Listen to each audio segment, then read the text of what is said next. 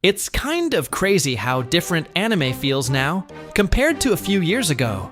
There was a time when most people only talked about Big 3 or Dragon Ball. That was the conversation. That was the standard. Now?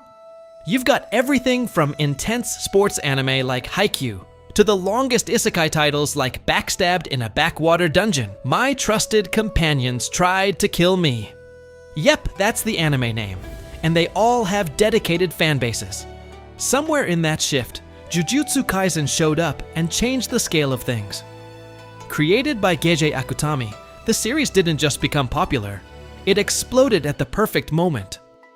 During the pandemic, when everyone was stuck at home looking for something new to binge, JJK pulled in millions of people who probably never thought they'd get into anime like this.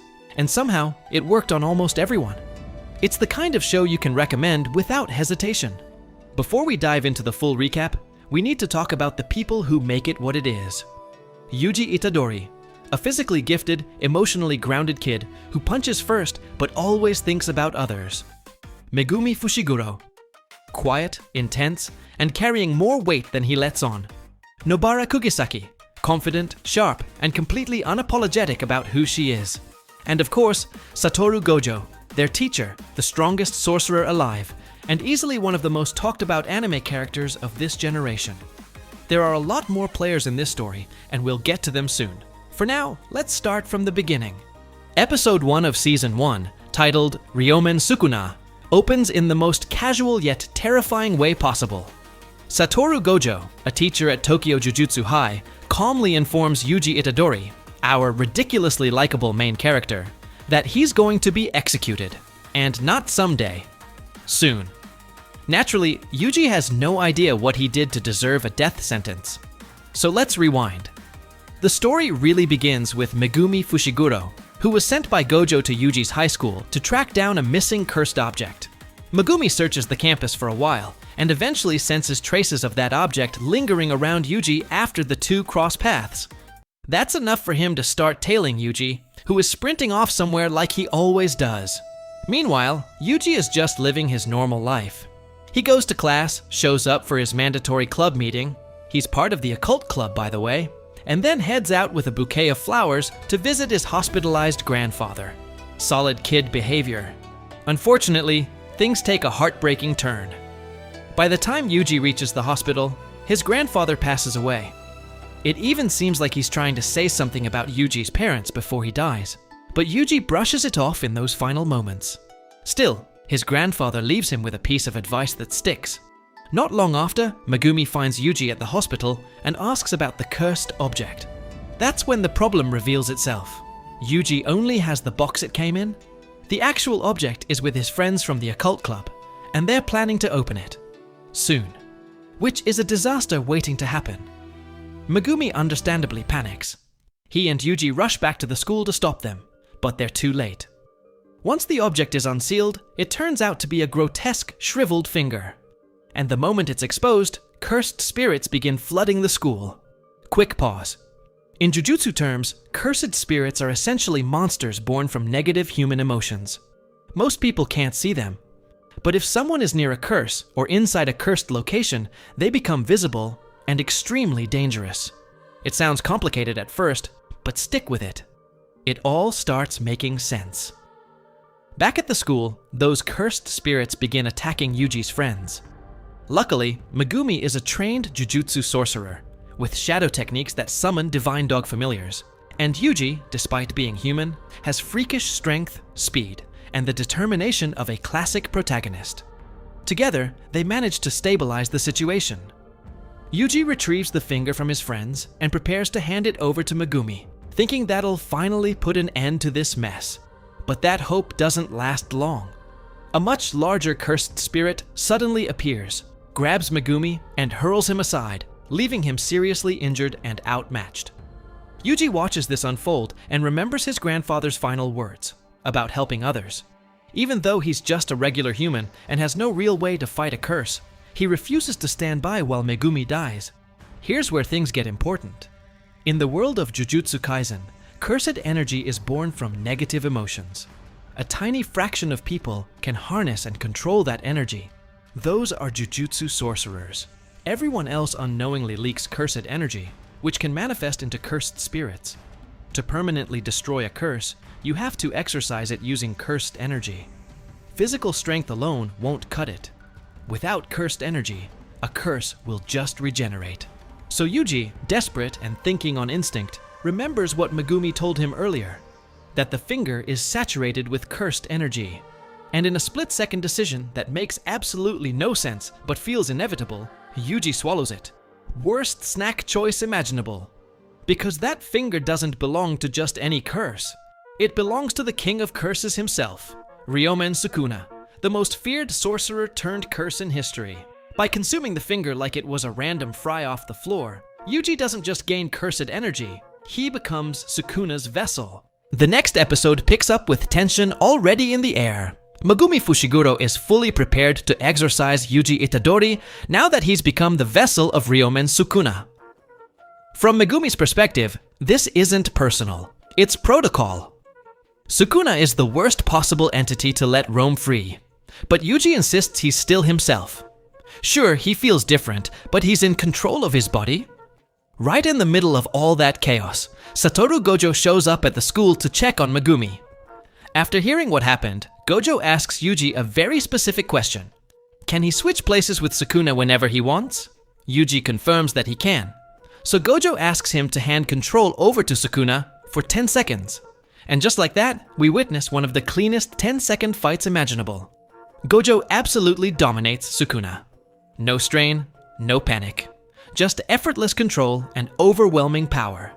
The only reason it's even possible is because Sukuna doesn't have his full strength yet. Still, it's a flex. When the 10 seconds are up, Gojo knocks Yuji unconscious and takes him straight to Tokyo Jujutsu High. On the way, Gojo asks Megumi a heavy question. Does he want Yuji saved from execution? Because under Jujutsu law, that's the only outcome for someone harboring Sukuna. Megumi doesn't hesitate. He asks Gojo to do everything he can to prevent Yuji's death. That's where the earlier flashback reconnects to the present. Gojo explains to Yuji that he couldn't cancel the execution. The higher-ups won't allow it. What he could do was delay it. Then he lays out the full picture. Sukuna wasn't just some random curse. During the Heian era, he was an undefeated sorcerer feared across the land. The undisputed king of curses. He eventually died of old age, but not before ensuring his return. He transformed all 20 of his fingers, yes, he had 4 arms, into indestructible cursed objects, hoping to be reincarnated one day. Sorcerers have tried for generations to destroy those fingers. None of them succeeded. That's how dangerous he is. And because of that, eliminating Sukuna is the highest priority for every sorcerer alive. So Gojo presents Yuji with 2 options: die immediately, or collect all 20 of Sukuna's fingers, consume them, and then be executed, taking Sukuna down permanently with him. Instant death or delayed death with a mission attached. Yuji chooses the second option, not because it's great, but because it buys him time. To start the process, Gojo hands him another finger to consume, bringing Sukuna closer to regaining his original power. With that decision made, Gojo takes Yuji to meet Principal Masamichi Yaga for an official entrance interview at Tokyo Jujutsu High. Yaga asks Yuji why he wants to enroll. Yuji responds that he wants to save people.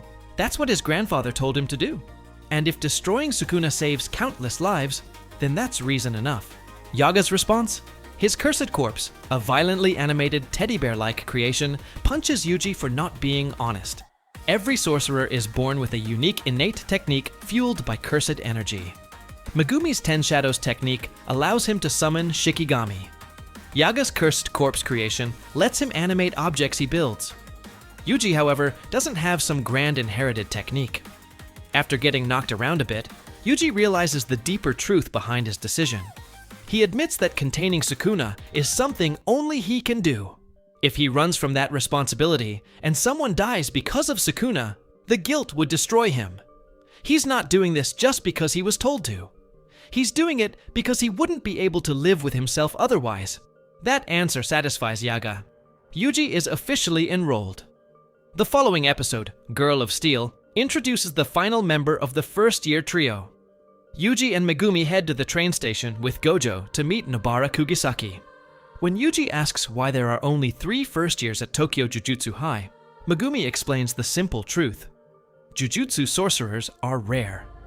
Nobara makes an entrance immediately.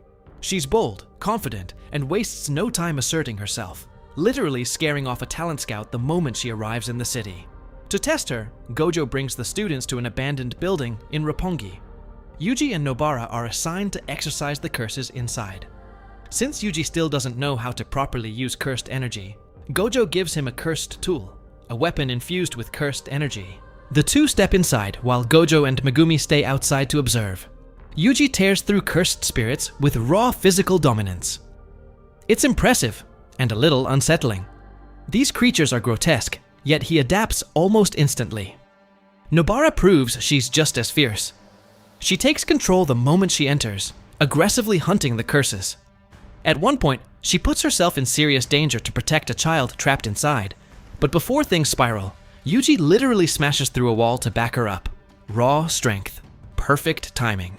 By the end of the episode, Yuji and Nobara successfully clear out every curse inside the building. Nobara makes sure everyone understands exactly what she brings to the table. She demonstrates her cursed technique, Straw Doll. She grabs a piece of her target, in this case, a severed hand from a curse, pins it to a straw doll with a nail, and channels her attack straight to the enemy's main body from a distance. If that doesn't feel like straight-up black magic, I don't know what does. After everything settles down, Yuji asks her why she'd willingly risk her life as a Jujutsu sorcerer. Nobara doesn't hesitate. She explains that she despised her tiny hometown, everyone in each other's business, no room to breathe. She always wanted out. Moving to the city was the dream, and being a sorcerer gives her the money and freedom to stay there. Yuji is completely thrown off by that answer. But honestly, escaping a suffocating small-town environment is reason enough for some people. I get it. With the mission complete, Gojo beams with pride and takes his students out for fancy sushi on a conveyor belt. That's the kind of teacher anyone would want. I'm not even gonna lie. I'm jealous. The next episode, Curse Womb Must Die, introduces a new face, Kiyotaka Ijichi, the dependable assistant and driver for Tokyo Jujutsu High. He escorts Yuji, Megumi, and Nobara to a detention center on orders from the higher-ups. A special grade curse has appeared there. Their mission is simple, on paper. Rescue any survivors and get out immediately. Ijichi makes it very clear. Do not engage the special grade. Fighting it is beyond their level and could easily cost them their lives. Yuji, of course, looks completely lost during the explanation because he has no idea what special grade even means. So before they head in, Ijichi breaks down the ranking system. Grade 4 is the weakest. Something like a wooden bat might handle it. Grade 3? A handgun could be enough. Grade 2 requires serious firepower, maybe a shotgun. Grade 1 is so dangerous that even military-grade weapons might not cut it. And then there's special grade. Against that, your best option is to run. Only a sorcerer of equal standing, someone like Gojo, who is himself special grade, can truly defeat one. Unfortunately, Gojo is away. While Ijichi is explaining all this, a desperate mother tries to force her way into the detention center to save her son, Tadashi. Authorities stop her before she can get inside. Watching that unfold, Yuji promises her he'll bring her son back. Ijichi then casts a veil over the detention center, a barrier technique used to conceal cursed activity from the public.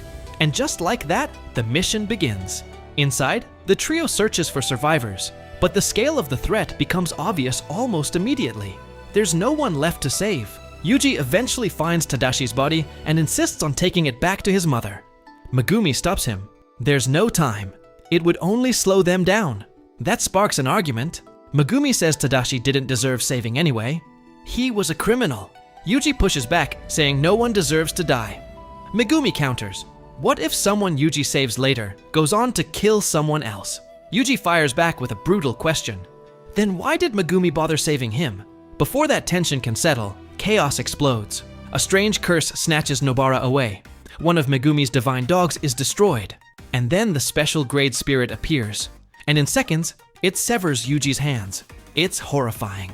Yuji and Megumi immediately understand the truth. They are completely outmatched. Desperate, Yuji calls out to Ryomen Sukuna for help. He argues that if he dies, Sukuna loses his vessel. Sukuna couldn't care less. He reminds Yuji that 18 more fingers still exist. If this body dies, he'll just wait for another opportunity. To make things worse, Sukuna threatens that if Yuji switches now, he won't kill the special grade. He'll go after Megumi first, then Nobara. Faced with no other option, Yuji tells Megumi to leave the detention center. If Megumi and Nobara are out of range, maybe Yuji can switch and negotiate somehow. Megumi escapes, grabbing Nobara along the way, while Yuji stays behind to stall the special grade, fully aware he might die. Once his friends are safely outside, Yuji relinquishes control. Sukuna takes over. Now free, Sukuna considers his options. He briefly thinks about chasing Megumi and Nobara outside, but realizes Yuji could just take control back at any moment. That wouldn't be very entertaining. Instead, he tells the special grade curse to come with him. Intending to recreate the same life or death tension Yuji just experienced, the curse refuses. It wants to remain in its domain, the detention center. Sukuna does not tolerate refusal. Insulted, he obliterates the special grade in seconds, slicing it apart effortlessly. During the fight, he realizes why the curse had unusual strength. It possessed one of Sukuna's fingers. Sukuna retrieves it and consumes it, growing even stronger. Then the realization hits him. He just handled the problem Yuji wanted solved. Annoyed, Sukuna invites Yuji to switch back, but Yuji can't. He tries, and nothing happens. Sukuna now has full control of the body, with no immediate resistance, and that is very, very bad. Episode 5, titled Curse Womb Must Die, Part 2, opens with tension already hanging in the air. Megumi Fushiguro sends Nobara Kugisaki to the hospital, then waits outside the detention center for Yuji to come back out. But it's not Yuji who walks out, it's Ryomen Sukuna. The moment Sukuna appears, he starts playing with Megumi like a cat with a mouse. And just when Megumi prepares himself to fight, Sukuna does something unthinkable. He tears Yuji's heart straight out of his chest. His logic? Sukuna can survive without a heart, Yuji can't. With no heart, Yuji can't take back control. That's how twisted this guy is. Megumi refuses to back down. He reveals everything he's capable of, pushing his cursed technique to its limits. His technique, the 10 Shadows, allows him to summon up to 10 different Shikigami, each formed from shadow, and each possessing its own unique abilities. To use them, he first has to defeat and tame them. Once he does, they fight at his command. Sukuna notices the potential immediately. He studies Megumi carefully and asks him a simple question. Why did you run? Megumi gives him nothing but a blank stare. From Sukuna's perspective, Megumi is incredibly gifted, blessed with an exceptional technique, so retreating earlier just doesn't add up. Sukuna even mocks him for failing to fully tap into the power he clearly has. As the fight continues, Sukuna overwhelms Megumi again and again. He's in complete control. But before things go too far, Yuji forces his way back into control to save Megumi. And the moment he does, he dies. Because his body no longer has a heart. When Satoru Gojo finds out, he explodes with anger. He confronts the higher-ups and exposes the truth. This mission was never just about rescue. It was a setup. They wanted Yuji dead. They intentionally sent the first years into a situation that would likely kill him, knowing Gojo wasn't in town to interfere. The leadership of the Jujutsu world is deeply conservative, and Gojo is anything but. When he originally informed them about Yuji's unique ability to suppress Sukuna, they demanded immediate execution. Gojo argued the opposite. Having a vessel capable of containing the King of Curses is an opportunity that may never come again. Eliminating Yuji right away would be a waste. The higher-ups didn't like it, but they reluctantly agreed, mainly because Gojo pushed hard and he happens to be the strongest sorcerer alive. Still, they clearly didn't trust the situation. And now, with Yuji dead as a result of their maneuvering, Gojo is beyond furious. He even mutters about wiping them out entirely. Honestly, it's kind of cold. Meanwhile, Megumi and Nobara are left dealing with the aftermath. Their teammate is gone. The mood is heavy. That's when the second-year students from Tokyo Jujutsu High arrive. Nobara has no idea who they are, so Megumi introduces them. First up is Meki Zenin. She's an absolute powerhouse in close combat, devastating with kicks and strikes, but she possesses almost no cursed energy. In fact, she can't even see cursed spirits without special glasses. Then there's Toge Inumaki. He speaks almost exclusively in rice ball ingredients because he uses cursed speech. His words are infused with cursed energy, turning whatever he says into a command that others are forced to obey. And finally, Panda, another of Principal Yaga's cursed corpses. But unlike the others, Panda is fully sentient, emotional, and highly advanced. There's one more second-year student, someone particularly unique, but we'll get to him when the time comes. After introductions, Maki gets straight to the point. She invites the first years to participate in the Kyoto Sister School Exchange event, a competitive event between Tokyo Jujutsu High and Kyoto Jujutsu High. the only two Jujutsu schools in Japan. Normally, it's reserved for second and third year students. But since the third years are currently suspended, the first years are being brought in. Elsewhere in Tokyo, we're introduced to Suguru Geto and the cursed spirits aligned with him. These are not subtle villains. Geto's long-term plan isn't fully revealed yet, but the curse standing beside him, Yogo, makes his intentions crystal clear. He wants humanity wiped out and a world ruled entirely by cursed spirits. Jogo asks Geto the obvious question. How are they supposed to defeat the Jujutsu sorcerers? They'll never allow something like that to happen. Geto answers calmly. If Jogo truly wants a world for curses, two things must happen. First, they need to neutralize Satoru Gojo, the strongest sorcerer alive. Second, they need Yuji Itadori, Sukuna's vessel, on their side. Jogo is confused. Isn't Yuji Itadori dead? Geto just smiles. Dead? I wouldn't be so sure. Yeah, that line hits. The next episode, After Rain, opens inside Sukuna's innate domain, a mental realm that represents one's soul and inner consciousness. Ryomen Sukuna has trapped Yuji there. Apparently, he's reconsidered letting his vessel die. Instead, he wants to strike a deal. In exchange for restoring Yuji's life, Sukuna asks for two conditions. First, whenever he says the phrase "enchain," Yuji must surrender control of his body to him for exactly 1 minute. Second, once Yuji wakes up, he will forget this agreement ever happened. As an added bonus, Sukuna promises he won't harm anyone during that 1 minute window. A deal with the devil, basically. Yuji refuses outright. He demands to be revived without strings attached and makes it clear he'd never trust a curse like Sukuna under any circumstance. That's when Sukuna explains binding vows. In the world of Jujutsu, they're sacred contracts sealed with cursed energy. Agreements that cannot be broken without severe consequences, possibly worse than death. Even someone like Sukuna wouldn't dare violate one. With that established, the deal is made. And Yuji wakes up. Gojo greets him with the biggest grin imaginable. Then he immediately instructs Shoko Yeri, the school's doctor, to keep Yuji's revival a secret. The plan is simple. Train him in private and make him strong enough to survive any attempt on his life before the higher-ups find out he's alive. Meanwhile, back with Geto's group, Jogo announces that he plans to kill Gojo. Bold move. Geto advises against it. Killing Gojo is unrealistic. Sealing him? That's far more achievable. Jogo, clearly insecure, responds by burning down the surrounding area to prove his strength and insists he can handle Gojo. Geto calmly tells him he's free to try. Back at Tokyo Jujutsu High, Gojo begins Yuji's training. He explains the difference between cursed energy and cursed techniques. A cursed technique is like a built-in appliance a sorcerer is born with. Cursed energy is the electricity that powers it. Yuji doesn't have a personal technique, but he can learn to control and utilize Sukuna's cursed energy, similar to drawing power from a sealed entity. Over time, he can channel that energy into his punches, making them effective against curses. To train his emotional control, Gojo makes Yuji watch movies, not for entertainment, but to maintain a steady flow of cursed energy regardless of what he's feeling. Principal Masamichi Yaga's cursed corpse helps monitor that balance during the exercise. The episode closes on a quieter note. Megumi visits Tadashi's mother to apologize for failing to save her son. He leaves behind his name tag as a token. It's a small gesture, but it carries weight. The following episode, Assault, wastes no time. Jogo ambushes Gojo while he's on his way to meet Yaga. The result? A one-sided humiliation. Jogo can't even land a hit. Gojo's cursed technique, Limitless, is on another level. At its core, it manipulates space itself, dividing it infinitely. As opponents attempt to approach him, the space between them stretches endlessly, slowing their attacks to a crawl. This defensive application is what he calls infinity. But that's not all. Gojo can also attract objects or opponents toward a focal point with immense force, an application known as Cursed Technique Lapse. Blue. Think of it like an amplified gravitational pull. On top of that, Gojo can utilize reverse cursed energy. Normally, cursed energy is born from negative emotions and used to inflict damage.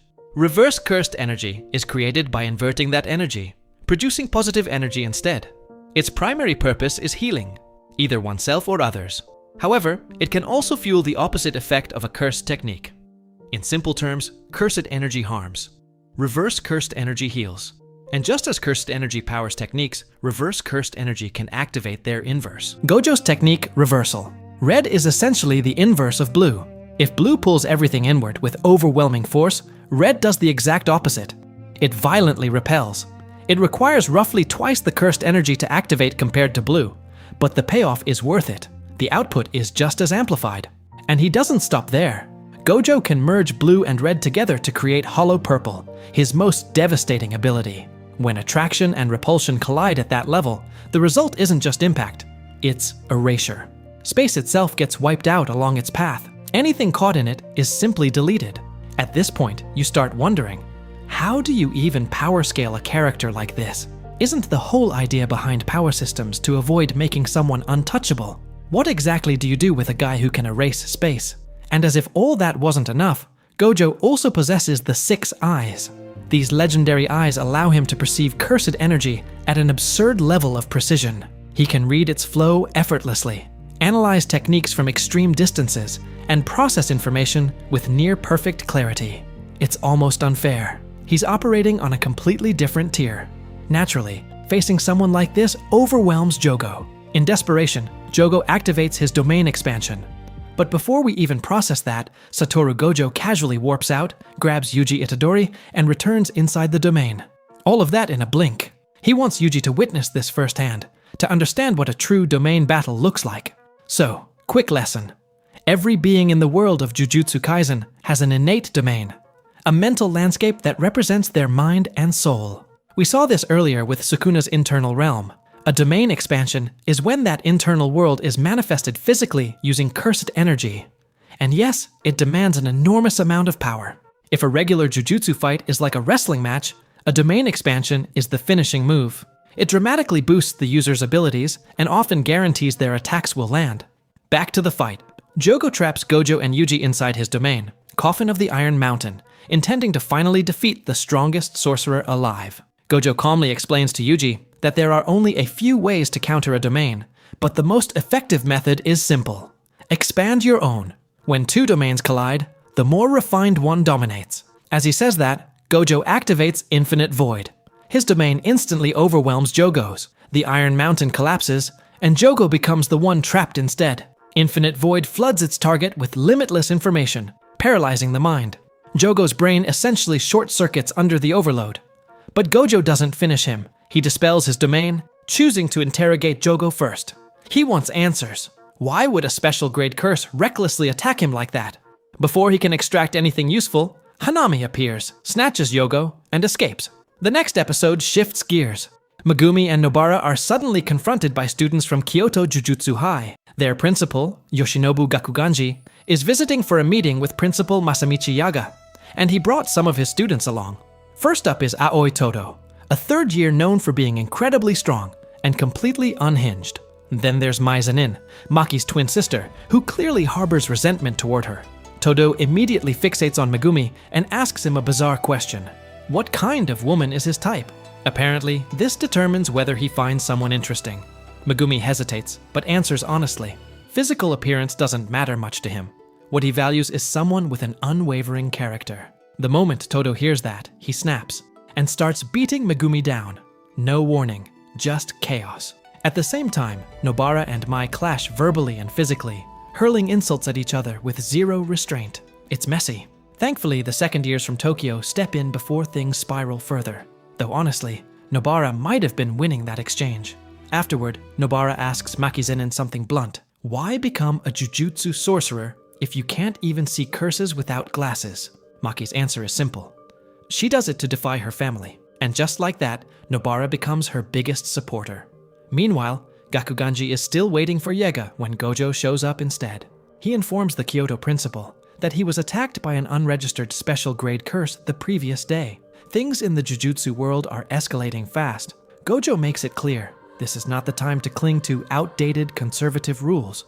If the threat level is rising, the system needs to change with it. Gakuganji isn't just the principal of Kyoto Jujutsu High. He's also one of the key figures among the jujutsu higher-ups.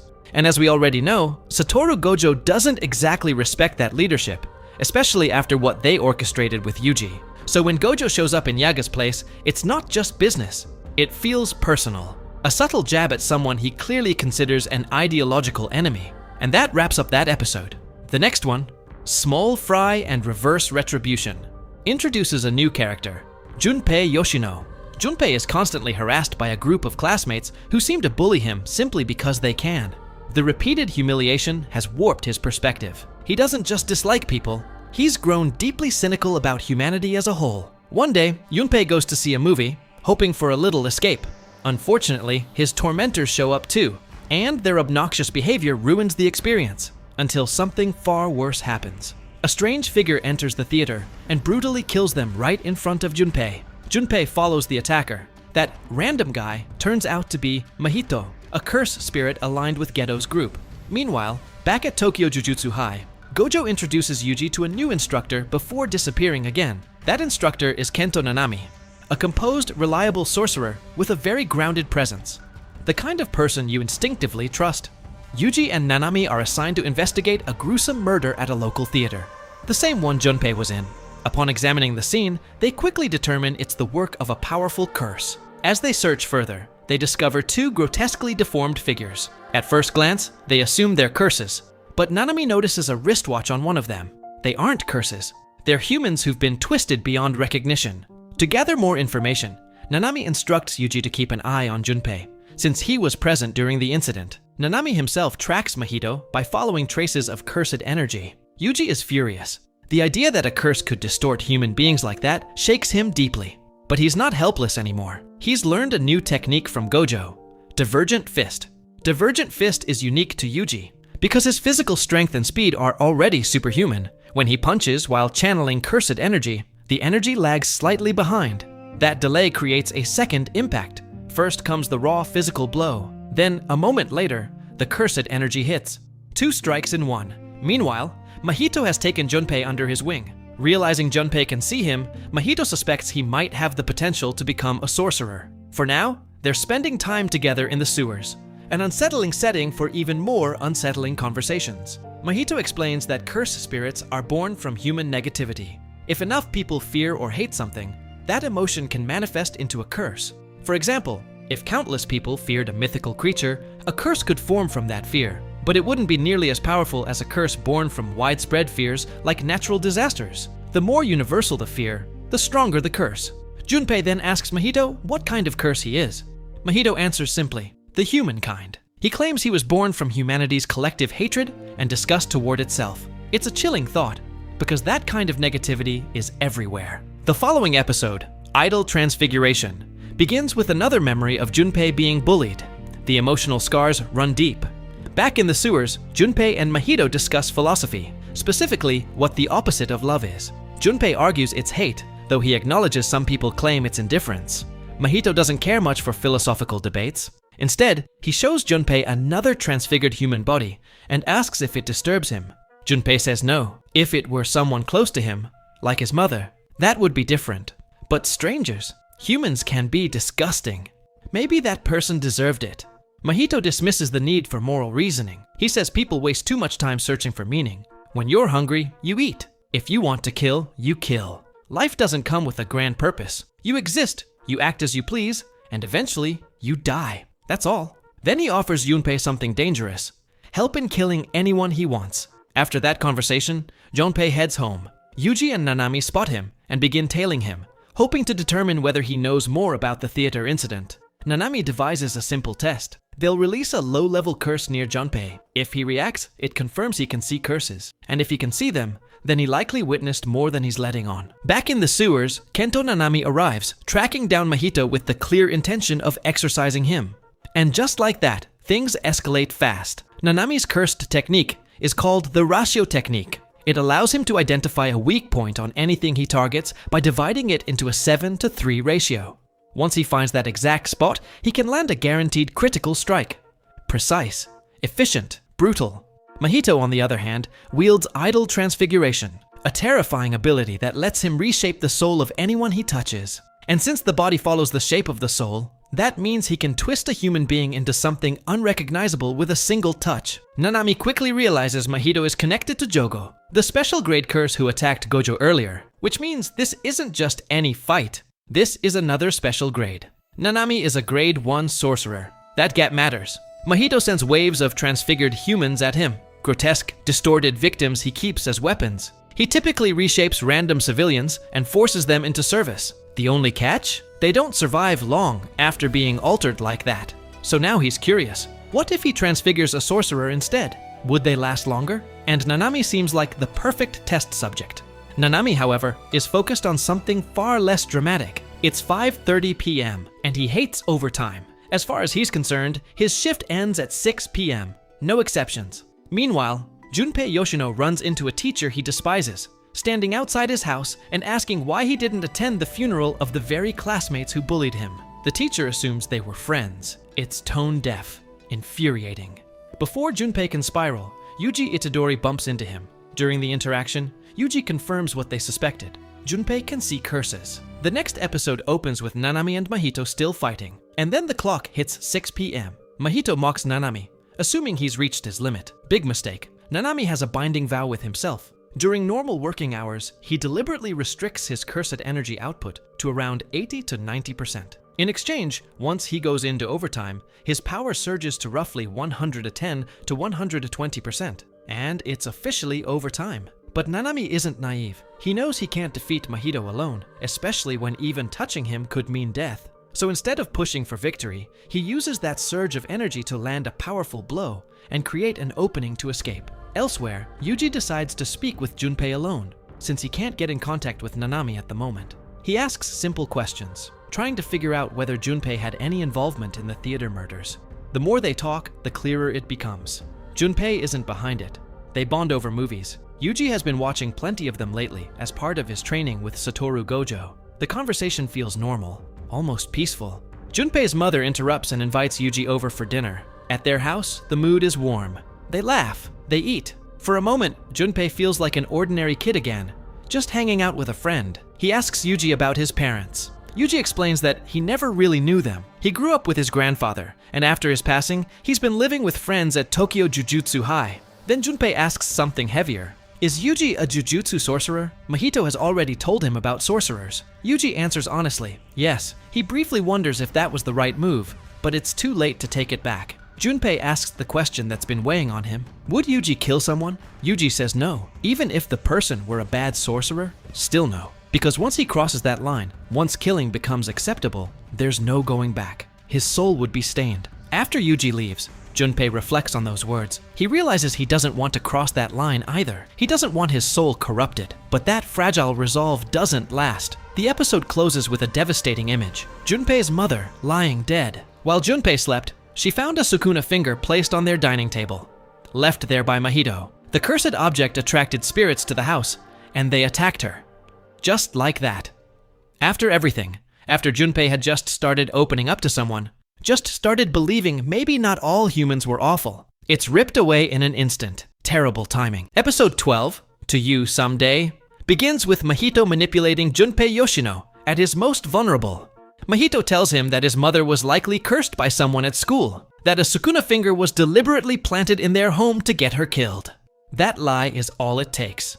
Junpei snaps. Overwhelmed with grief and rage, his cursed energy surges, and he awakens his poison-based technique, Moon Dregs. With his jellyfish-like Shikigami at his side, he walks into his school ready to confront the people he believes ruined his life. His first target is the wealthy bully he assumes orchestrated everything. But before Junpei can go through with it, Yuji Itadori arrives. Yuji had learned about Junpei's mother from Kento Nanami, and came looking for him to offer comfort, not to witness this. Yuji tries to stop him, to pull him back from the edge, but Junpei is too far gone. He wears the scars from his past humiliation like proof that this is who he's meant to become. He uses Moondregs to restrain Yuji and orders his Shikigami to poison him. It doesn't work, because Yuji houses Ryomen Sukuna, and the King of Curses is immune to poison, which means Yuji is too.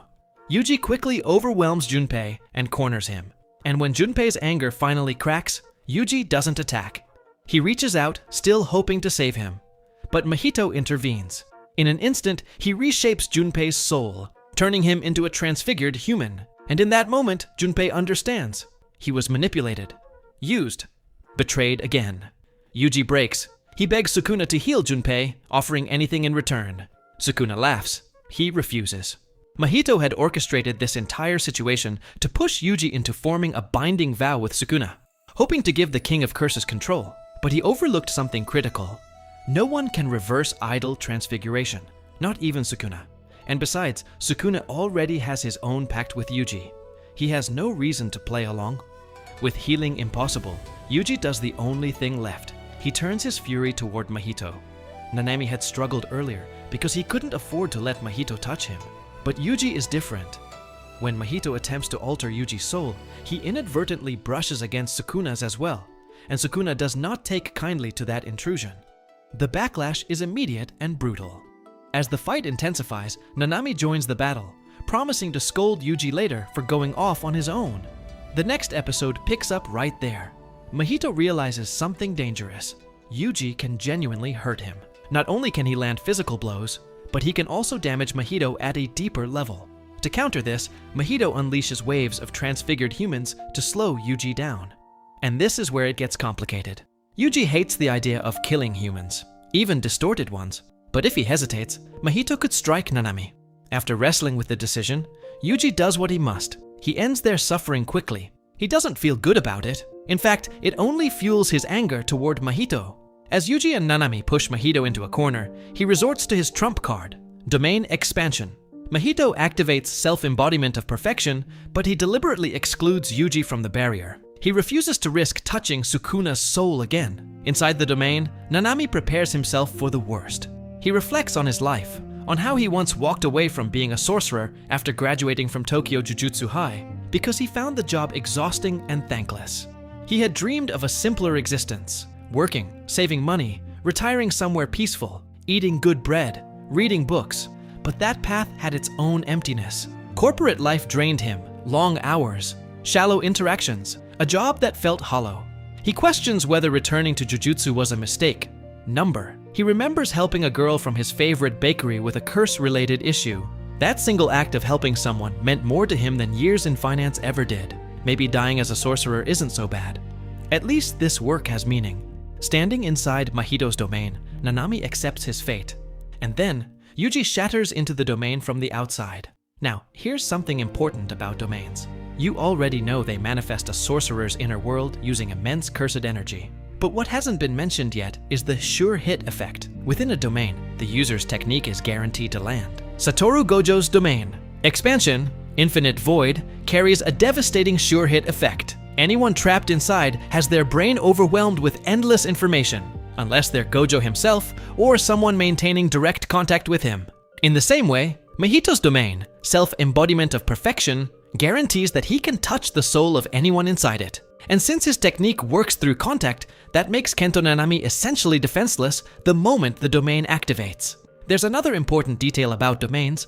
The more lethal and reinforced they are from the inside, the more fragile they become from the outside. All that cursed energy is focused inward, leaving the exterior easier to shatter. So when Mahito strengthens his domain internally, Yuji Itadori manages to break through from the outside. The second Yuji steps inside, Mahito once again makes contact with Sukuna's soul. Huge mistake. Ryomen Sukuna retaliates instantly, nearly killing Mahito for daring to touch him again. The backlash destabilizes the domain, and it collapses completely. Mahito is left weakened, but before Yuji and Nanami can finish him off, he escapes.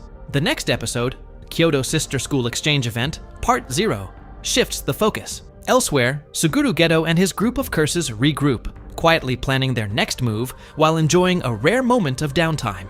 Back at Tokyo Jujutsu High, Gojo questions Nanami about the Sukuna finger discovered in Junpei's home. Nanami reveals that he handed it over to the higher-ups instead of giving it to Gojo. Why? Because even if he doesn't fully agree with the higher-ups' methods, he still believes in following established protocol, and, frankly, he doesn't trust Gojo to handle something that important responsibly. Nanami also admits he's worried about Yuji's mental state. The kid just watched a friend die and was forced to kill transfigured humans. He deserves a break, time with friends, and maybe even some fun. Right on cue, Yuji bursts in, excited to reunite with Megumi Fushiguro and Nobara Kukusaki for the upcoming Kyoto Sister School Exchange event. He's pumped to compete. Gojo, of course, wants to reveal Yuji's survival in dramatic fashion. Classic Gojo. Unfortunately, the reaction isn't what Yuji imagined. Instead of cheers, Megumi and Nobara tear into him for staying silent about being alive. Watching this unfold, Yoshinobu Gakuganji looks absolutely furious. And he doesn't waste time. Gakuganji gathers the Kyoto students and outlines a plan to eliminate Yuji. First, there's Momo Nishimiya, fiercely loyal to Mai. Then Mechamaru, the remote-controlled second year with a mechanical body. Noritoshi Kamo, disciplined and deeply committed to tradition. Aoi Todo and Maizenin are already familiar faces. There's also Kasumi Miwa, kind-hearted and earnest. And overseeing them all is Utahime Iori, who has plenty of reasons to dislike Gojo. Gakuganji frames Yuji as a curse himself. Since he houses Sukuna, he should be treated as one. He reminds them that their duty is to exterminate curses, and Sukuna is the greatest curse of all. Most of the students don't seem fully committed to that mindset, except Kamo. Todo, especially, doesn't appear remotely interested in following Gakuganji's orders. The lack of respect is obvious, and honestly, kind of admirable. Miwa, on the other hand, looks visibly uncomfortable with how extreme their principle sounds. The episode closes with Gojo confiding in Utahime. He suspects that someone close to them is leaking information to the enemy. The next episode, Kyoto Sister School Exchange Event, Part 1, wastes no time throwing us into strategy mode. The Tokyo students quickly agree on one thing. Aoi Todo is the biggest threat on Kyoto's side. He's easily their strongest fighter. Makizenin tells Yuji Itadori that his job isn't to defeat Todo outright. All he needs to do is stall him long enough for Tokyo to rack up points by exercising curses. Winning individual fights doesn't matter. The goal is clearing the area. She even reminds Yuji that he's technically an extra participant. If he bends the rules just to keep Todo occupied and gets disqualified, it wouldn't hurt their odds. Yuji doesn't like that at all. He doesn't want to be a distraction. He wants a clean one-on-one. He wants to prove how much he's improved over the last 2 months. He wants to show everyone, including Gojo, that he's grown. The event officially begins, and Yuji and Todo clash immediately. It's pure hand-to-hand combat at first. Fast, heavy, explosive. Then Todo drops his signature question mid-fight. What kind of woman is your type? Yuji freezes for a second, but he answers honestly. He likes tall women with big butts. Someone like Jennifer Lawrence. That's it. Todo loses his mind, in a good way. He declares Yuji his best friend on the spot and even imagines a full-blown backstory of their lifelong friendship. It's absurd and somehow wholesome. The moment doesn't last. The rest of the Kyoto team jumps in, attacking Yuji under orders from their principal. Todo is furious. He just found someone worthy of being his brother. He warns Noritoshi Kamo and the others that if they interfere again, he won't hesitate to turn on them. And just like that, they back off. Yeah, Todo really is that guy. Meanwhile, the Tokyo team splits into 2 groups. Team Megumi consists of Megumi Fushiguro and Maki. Team Panda includes Panda, Nobara Kugisaki, and Toge Inumaki. When Kyoto crosses paths with Megumi's group, Maki ends up facing Kasumi Miwa in a one-on-one. At the same time, Megumi confronts Kamo about the attempt on Yuji's life. Thanks to Megumi's bird Shikigami, Nue, the Tokyo students already saw what happened earlier. They're worried, so they shift their plan. Instead of focusing purely on points, they'll protect Yuji and deal with Kyoto directly. Inumaki will handle the curses solo. Once the event ends, the assassination attempt should be off the table. Back with Yuji and Todo, the fight becomes something else entirely. Todo is impressed by how quickly Yuji adjusts to his movements. Yuji's raw physical strength almost overwhelms him. Todo wants to see his limits, to determine if he's truly worthy of being called his best friend. Switching back to Maki and Miwa, their fight begins with conversation. Miwa apologizes for targeting Yuji. She didn't want to do it, but orders from above left her no choice. She explains the Jujutsu recommendation system, how climbing ranks means taking on more dangerous missions, and therefore earning more money. As the eldest sibling and primary provider for her family, she needs that promotion. After clearing the air, they agree to stop holding back, and their duel begins in earnest. Episode 16, Kyoto Sister School Exchange Event Part 2, opens with Todo asking Yuji a blunt question. Are you okay staying weaker than me? Yuji's answer? A loud, immediate, no! Their fight resumes, but it doesn't feel like a typical duel anymore. It feels like training. Todo begins correcting Yuji's cursed energy flow, teaching him how to eliminate the lag in his attacks and synchronize his physical strikes with his cursed energy output. Elsewhere, Nobara targets Momo Nishimiya with cutting remarks, trying to provoke her. When it comes to pushing people's buttons, Nobara and Gojo are unmatched. During the chaos, Mechamaru shoots Panda. To everyone's surprise, Panda stands up like nothing happened. That shocks Mechamaru. Panda punches him in response and calls him out. They're supposed to be hunting curses, not each other. Panda even says he thought they were similar. That hits a nerve, because they're not similar at all. We then see Mechamaru's real body, a frail, barely functioning figure submerged in water. The mechanical puppet we see on the battlefield is just a remote extension. The two engage in their own one-on-one. Mechamaru reveals he's a semi-grade 1 sorcerer, while Panda is semi-grade 2. On paper, that's a big disadvantage. Mechamaru claims the key to defeating a cursed corpse is destroying its core. But Panda isn't ordinary. He has 3 cores. His balanced Panda core, the one that was just shot, his aggressive Gorilla core, and a third mysterious Triceratops core we never fully see. Panda then theorizes that since Mechamaru isn't a cursed corpse, he must be a robot. And with that kind of cursed energy output, his real body must be nearby. But he is wrong. Mechamaru explains to Panda that he is one of the rare sorcerers born under a heavenly restriction.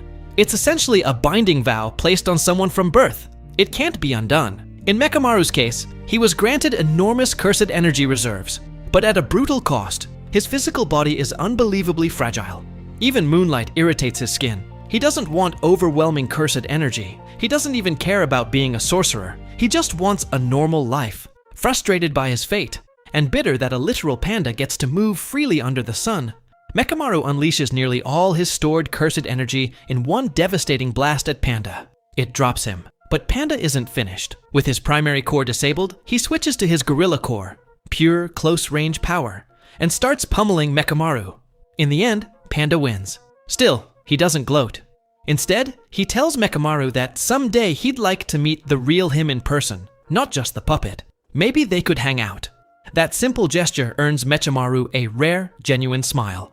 Kyoto Sister School Exchange Event, Part 3, shifts the spotlight to Maki Zenin versus Kasumi Miwa. As they trade strikes, Miwa remembers asking Mai Zenin about Maki and foolishly believing she was weak. Watching her now, it's obvious that couldn't be further from the truth. From the sidelines, Satoru Gojo and the other supervising adults praise Maki's raw strength. Even Mai, who generally cares more about money than anything else, questions why Maki is ranked grade 4 when she clearly operates at a much higher level, expertly wielding cursed tools like a veteran. Gojo explains the real reason: her clan. In the Jujutsu world, 3 major clans hold enormous influence: the Zenin clan, the Gojo clan, and the Kamo clan. They control the most powerful inherited techniques and carry political weight similar to elite families, with deep influence over systems of power. Maki, Mai, and Megumi all belong to the Zenin clan, and it's notoriously rigid and misogynistic. If you don't possess a prized cursed technique, you're treated as disposable. That's the environment Meki grew up in. She despises it. She trains relentlessly to prove she's not the failure they label her as. She wants to surpass them, to lead them. Meanwhile, Nobara Kugisaki faces Momo Nishimiya. During their clash, Momo criticizes Nobara and launches into a speech about how difficult life is for Mai as a woman in the Zenin clan. According to her, female sorcerers have to be flawless, not just strong. That sets Nobara off. She snaps back that no one is forcing Mai, or anyone, to be a sorcerer. If she hates it, she can walk away. Life isn't about living up to other people's expectations. Nobara proudly embraces both sides of herself. She loves fashion, she loves shopping, and she loves fighting. You don't have to squeeze yourself into someone else's mold. She brings up Maki, who is actively rebelling against her clan's expectations because she knows exactly who she is. And then she smacks Momo down with her hammer. Before Nobara can finish the job, however, Mai shoots her with a bullet. At the same time, Maki defeats Miwa and takes her sword. She soon runs into Mai, and the fight pauses for something deeper. Mai accuses Maki of abandoning her when she left the Zenin clan. She says it's unfair that she's left carrying the weight of those expectations alone. Maki doesn't argue. She apologizes, but stands firm. She had to leave. She wants to become the head of the clan someday. She couldn't grow in a place that constantly tried to limit her. And then the truth comes out. In Jujutsu lore, twins are considered one existence. Because Maki and Mai are twins, their potential is split. Mai inherited the construction technique. Maki was born with a heavenly restriction. No cursed energy, but extraordinary physical ability. However, their shared existence prevents either of them from reaching their full potential. Mai's cursed energy is partially diverted toward Maki, and that imbalance holds them both back. As the confrontation reaches its peak, Mai reveals she wasn't actually out of bullets. She secretly used her construction technique to create one more round from her own cursed energy. She fires. Maki catches the bullet with her bare hand, and then she defeats Mai. It's a brutal, emotional fight layered with resentment, regret, and determination. And yeah, Maki just keeps getting cooler. The episode Sage opens with a straight-up duel between Megumi Fushiguro and Noritoshi Kamo. During the fight, Kamo tells Megumi they're alike, Megumi immediately shuts that down. According to him, they're nothing alike. Kamo insists they are. In Kamo's mind, the similarity is obvious. He sees Megumi as the future head of the Zenin clan, just as he considers himself the next leader of the Kamo clan. Both of them carry the most prized inherited techniques of their respective bloodlines. Megumi with the 10 Shadows technique, the Zenin clan's crown jewel, and Kamo with blood manipulation, the signature ability of his own clan. From Kamo's perspective, that shared burden of legacy makes them similar whether Megumi likes it or not. Elsewhere, Toga Inumaki is handling curse spirits efficiently, until he runs into something way beyond what was promised. The event organizers guaranteed grade 2 curses or lower. Instead, he's staring down something that feels far stronger, clearly special grade.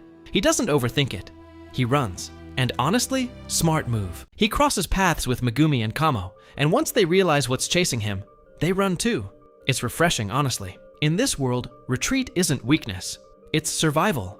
When they finally stop and face the entity, the tree curse reveals itself as female and declares her intent to wipe out humanity for the sake of Mother Earth. Meanwhile, the supervising adults notice something's wrong when the event footage suddenly cuts out. Satoru Gojo, Yutahime Yori, and Yoshinobu Gakuganji rush toward the site. Masamichi Yaga heads off to confirm whether the barrier maintained by Tengen is still intact. Tengen, an immortal sorcerer and master of barrier techniques, protects both Jujutsu high schools. If there's been a breach, something serious is happening. And then we meet Juzokumiya, a curse user who openly fantasizes about turning Gojo's body into a coat rack. Yes, that kind of unhinged. The tree-like curse. It's Hanami, the same spirit who rescued Jogo earlier in the series. The villains have crashed the exchange event. To make matters worse, Juzo erects a barrier that allows anyone to enter or leave, except Gojo. The strongest sorcerer alive is locked out. Now things are serious. In Black Flash, Megumi, Kamo, and Inumaki do their best to hold Hanami back. Soon enough, Maki Zenin joins the fight, wielding the special grade cursed tool Playful Cloud and delivering heavy blows. She and Megumi coordinate their attacks, and Megumi reveals a new Shikigami, Demon Dog, Totality. Megumi's 10 Shadows technique allows him to summon 10 animal-type Shikigami. When one is destroyed, its cursed energy doesn't vanish. It transfers to another. Since his white divine dog was killed earlier, its power merged with the black one, creating the far stronger Demon Dog, Totality. At first, Maki and Megumi hold their ground, but then Megumi is struck by one of Hanami's cursed buds. If not removed quickly, it drains his cursed energy and grows, eventually tearing his body apart. Fighting in that condition is a losing battle. Maki gets caught off guard, trying to protect him, and is injured as well. Then reinforcement arrives. Aoi Todo and Yuji Itadori jump in, taking over the fight while Panda escorts Megumi and Maki outside the barrier for treatment. Before leaving, Megumi tells Yuji something oddly heartfelt. If Yuji dies again, he'll kill him himself. It's weirdly sweet. Tadu, however, refuses to assist Yuji against Hanami until Yuji lands a Black Flash. A Black Flash happens when cursed energy is applied within 0.0000001 seconds of a physical strike, causing a spatial distortion. The energy flashes black, hence the name, and the impact increases dramatically, roughly to the power of 2.5 compared to a normal hit. It requires absolute focus, a mental state where everything aligns perfectly. Yuji naturally manages to pull it off. He adapts fast. The following episode, non-standard, flashes back to Todo as a 3rd grader. A high school student provoked him, so he beat him down without hesitation. That's just Todo. We're also introduced to Yuki Tsukumo, a powerful sorcerer who rolls up on a motorcycle and asks young Todo the question that shapes his entire philosophy. What kind of woman is your type? Yes, she really asked that. Back in the present, we learn that the current record holder for consecutive Black Flashes is none other than Kento Nanami, who landed 4 in a row just the previous year. And here's the crazy part. During the fight with Hanami, Yuji Itadori doesn't just land a Black Flash, he matches Nanami's record. He figures it out mid-battle and starts chaining them together like it's second nature. How fast is this kid evolving? That's when Aoi Todo finally steps in seriously and reveals his technique, and it's easily one of the coolest in the series. His cursed technique, Boogie Woogie, lets him instantly swap positions with anything or anyone when he claps his hands. That's it. Simple concept, insane execution. Using Boogie Woogie, Todo turns the battlefield into chaos. Hanami can't keep up. 1 second Yuji's in front of her, the next he's behind. Then it's Todo, then something else entirely. The coordination between Todo and Yuji becomes seamless. For the finishing move, Todo swaps Yuji with Maki's special grade cursed tool, playful Cloud, setting up a devastating final strike. Hanami, cornered, considers expanding her domain, but then she senses something. Satoru Gojo has arrived. It takes him a moment, but Gojo breaks the veil that had been keeping him out. And once he steps onto the battlefield, it's over. He wipes Hanami out with hollow purple. Absolute annihilation. Then he nails Juzo with a blue and takes him into custody for interrogation. All in under a minute. What an episode. In Jujutsu Kaisen, we finally learn the real reason behind the villain's attack. Remember the Sukuna finger that ended up in Junpei's house? Mahito had placed a tracking mechanism on it. When that finger was later stored in the high-security vault with the rest of Sukuna's fingers, the villains were able to pinpoint the exact location of that room. Hanami's assault during the exchange event? A distraction. While everyone, including Gojo, was focused on protecting the students and breaking the veil, the real objective was a heist. Back at Tokyo Jujutsu High, the sorcerers discover the damage. All the Sukuna fingers in storage are gone, along with the cursed objects known as the death paintings, numbers 1, 2, and 3. Juzo, when questioned, turns out to be useless. He claims he only came for his bizarre Gojo coat rack dream and was told to handle the veil. He knew nothing about the larger plan. The rest of the episode shifts tone entirely. Since the exchange event was interrupted, Gojo decides the fairest way to determine a winner between Kyoto and Tokyo is a baseball game, and Tokyo wins. Honestly, deserved. Then comes The Origin of Blind Obedience, Part 1. Yuji, Megumi, and Nobara head to a middle school alongside a jujutsu assistant named Nitta to investigate a string of mysterious deaths. The moment they arrive, it becomes obvious Megumi has history here. Former delinquents immediately recognize him and fear him. We learn Megumi despises bullies, but more than that, he also resents people who blindly forgive wrongdoing, because in his view, that tolerance only enables more harm. Back in middle school, he used to physically confront troublemakers, which earned him a reputation as a delinquent. Now, about the case. A series of sudden deaths are connected to this school. All the victims had one thing in common. They crossed under the nearby Yasuhachi Bridge, a cursed location. Anyone who walks beneath it and crosses the stream becomes marked by a special grade curse. The terrifying part? The curse doesn't activate immediately. It lies dormant for years. Then one day, it triggers. The victim experiences strange phenomena for 2 weeks and then dies. While gathering information from alumni near a convenience store, they uncover something devastating. Megumi's oldest sister, Tsumiki Fushiguro, was among those who visited the bridge. Megumi is shaken. He tries calling Gojo, but as usual, Gojo is away on business. The Jujutsu higher-ups instruct Megumi to withdraw from the case due to its complexity and personal involvement. Instead, Megumi lies to Yuji and Nobara, claiming he'll catch up with old classmates. He sends them away. He plans to confront the curse alone. Why, Megumi? Why do you always try to carry everything yourself? Meanwhile, Suguru Geto and Mahito begin putting their stolen cursed objects to use. They take the death paintings, numbers 1, 2, and 3, and feed them to helpless human vessels, giving those cursed wombs physical bodies. In The Origin of Blind Obedience, Part 2, Megumi Fushiguro heads beneath the Yasuhachi Bridge alone, determined to confront the special grade curse by himself. Of course, that doesn't last long. Nobara Kugisaki shows up almost immediately. There's no universe where she's letting him handle this solo. And soon enough, Yuji Itadori joins in too. The trio dives into the cursed space together and starts pushing back hard. Mid-fight, Nobara gets pulled into a wall. Yeah, not the first time we've seen something like that. Yuji rushes after her to make sure she's okay, leaving Megumi face to face with the special grade on his own. After a chaotic back and forth, the curse finally reveals itself and lands a heavy blow that knocks Megumi down. Lying there, he remembers something Satoru Gojo once told him during training. Why does he constantly underestimate himself? Why does he always treat his strongest move like a last resort? Gojo had pointed out that Megumi's potential rivals, Yuji's. The difference is mindset. Yuji swings for the fences. Megumi plays it safe, always thinking in terms of sacrifice instead of dominance. And that hesitation holds him back. When Megumi gets back on his feet, something shifts. He expands his domain, Chimera Shadow Garden. It's unstable, incomplete, rough around the edges, but it works. Within that shadow-soaked battlefield, Megumi unleashes Demon Dog, totality alongside his own close-range attacks. This time, he doesn't hold back. The special grade goes down. Right after securing the win, Megumi collapses from exhaustion.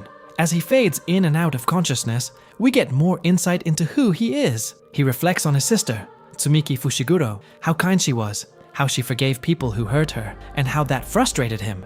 That's why Megumi doesn't believe in saving everyone indiscriminately. He only wants to protect those he considers truly good, because what if someone he saves goes on to hurt others? He couldn't live with that. He also thinks about his father, the man who abandoned him as a child. His dad left with Tsumiki's mother, leaving the two kids behind. They're not blood siblings, but they grew up together all the same.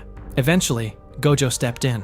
He revealed that Megumi's father had actually sold him to the Zenin clan. Gojo offered to intervene, but only if Megumi wanted him to. The rest unfolded from there. In the season finale, Accomplices, the focus shifts to Yuji and Nobara. While Megumi was dealing with the bridge curse, Yuji and Nobara were fighting two of the death paintings, Eso and Choso. They were sent by Suguru Geto to retrieve the Sukuna finger hidden at Yasuhachi Bridge. Luckily, Megumi already secured it. So, what exactly are the death paintings? Back in the Meiji era, a woman once gave birth to a child that was half human and half curse. That abnormality drew the attention of an infamous sorcerer named Noritoshi Kamo, not the current Kyoto student, but his ancestor, who committed some of the most inhumane experiments imaginable. He forcibly used the woman in cursed experiments, resulting in 9 pregnancies and 9 cursed wombs. Those creations became the death paintings, numbered 1 through 9. Mahito stole the first 3 and gave them physical bodies. They are neither fully human nor fully cursed, born of a human mother and cursed blood. Back in the present, Yuji and Nobara are struggling against Eso and Choso's poison-based techniques. Choso's blood is toxic. It splashes onto both of them. Yuji's fine. Thanks to housing Ryomen Sukuna, he's immune to poison. Nobara, not so much. The only way for her to survive is if Choso releases his technique. So she forces the issue. Using straw doll technique, resonance, she drives nails into herself. Since Choso's blood is on her body, she can attack him by attacking that connection. She turns it into a battle of endurance. Who breaks first under the pain? Spoiler, not her. While Choso is overwhelmed by the agony Nobara inflicts, Yuji goes all in on Eso. Choso can't even help his brother. Eventually, Choso is forced to release the technique to stop the torment. He tries to reach Eso, but both brothers are struck simultaneously by a black flash from Yuji and Nobara. Together, it's clean, it's brutal, it's perfectly timed. Eso and Choso fall, but they don't vanish like normal curses, because they aren't fully curses, they're half human, and that hits Yuji hard. He's already been shaken by killing transfigured humans. Now this, watching beings with human blood die in front of him again, it weighs on him. Nobara, on the other hand, handles the aftermath way better than Yuji Itadori does. She tells him straight up, they had no idea they were dealing with half humans, and they didn't have the luxury of stopping to analyze it. In this situation, she's fine sharing the blame. If it's a crime, then they're accomplices together. Strangely comforting. After taking down Ketsusu and his brother, they regroup with Megumi Fushiguro, who reveals he recovered a Sukuna finger from the Yasuhachi bridge case. He hands it over to Yuji for safekeeping, but before anyone can process that, Ryomen Sukuna appears and happily devours it. Another piece of the King of Curses restored. The episode closes with the trio returning to their normal routines at Jujutsu High, but there's tension under the surface. Yuji realizes that Sukuna's resurrection is the reason so many tragedies are unfolding. Megumi reaches the same conclusion. Neither says it out loud. Megumi doesn't want Yuji blaming himself. Yuji doesn't want Megumi thinking it's his fault for asking Gojo to spare him in the first place. One life was saved, and now many others may pay the price. And then we move into Jujutsu Kaisen 0. The film takes place about a year before Yuji ever sets foot at Tokyo Jujutsu High, and it's critical to the bigger story. We're introduced to a new protagonist, Yuta Okotsu, and unfortunately, he's being bullied. Cornered and terrified, he just wants his attackers to leave him alone. They don't. Then something horrific happens. They're crushed. Yuta is cursed. As a child, he had a deep bond with a girl named Rika Orimoto. After her tragic death, she didn't move on. Instead, she manifested as a powerful, grotesque cursed spirit bound to Yuta. She still loves him, but she's uncontrollable. Anyone who threatens him risks being violently eliminated. The Jujutsu authorities hear about the incident, and because the curse attached to Yuta is overwhelmingly strong, they assign the case to Satoru Gojo. In true Gojo fashion, he sees potential instead of danger. He proposes enrolling Yuta at Jujutsu High, believing that with guidance, he could learn to control Rika's power instead of being consumed by it. Sound familiar? Gojo introduces Yuta to his classmates, Maki Zenin, Toge Inumaki, and Panda. When Yuta awkwardly introduces himself, they respond by throwing weapons at him. He's radiating negative cursed energy after all. Before Rika can retaliate, Gojo steps in and diffuses the situation. The team reluctantly accepts him, Maki more reluctantly than the others. Soon after, Gojo sends Yuta and Maki on a mission together at an elementary school where 2 students have gone missing. A veil is lowered, and they enter. Maki handles the first curse easily, but inside the building, tension brews. She's harsh toward Yuta, frustrated by the fact that someone so dangerous gets protection while others die. It feels unfair to her. When she checks his ID, she's stunned. Yuta is classified as special grade. Before they can unpack that, a massive curse swallows them whole. Worse, Maki's cursed tool is left outside, leaving her at a serious disadvantage. Inside the curse's stomach, they find the missing students, alive, but trapped. Maki asks why Rika hasn't appeared. Yuta admits he has no control over when she manifests. Then Maki begins to weaken under the curse's effects and collapses. That's enough. Yuta screams Rika's name, puts on the ring she gave him as a child, and fully calls her forth.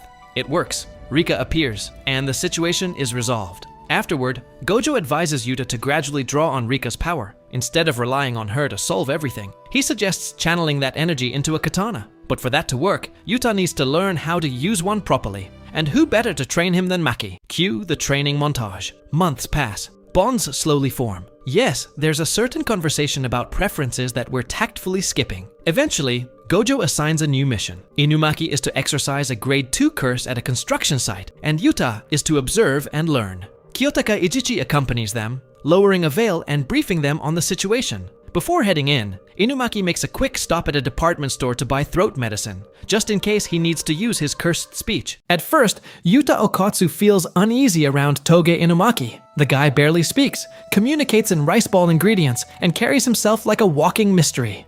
But the more Yuta watches him, the more he realizes Inumaki isn't intimidating at all. Not compared to Maki Zenin, anyway. The two enter the construction site and find it crawling with small fish-like curses. No big deal. Inumaki handles them with a single command. Literally. One word, and they're done. Mission complete. Or so they think. When they try to exit the veil, they can't. It's sealed. And then we see who's behind it.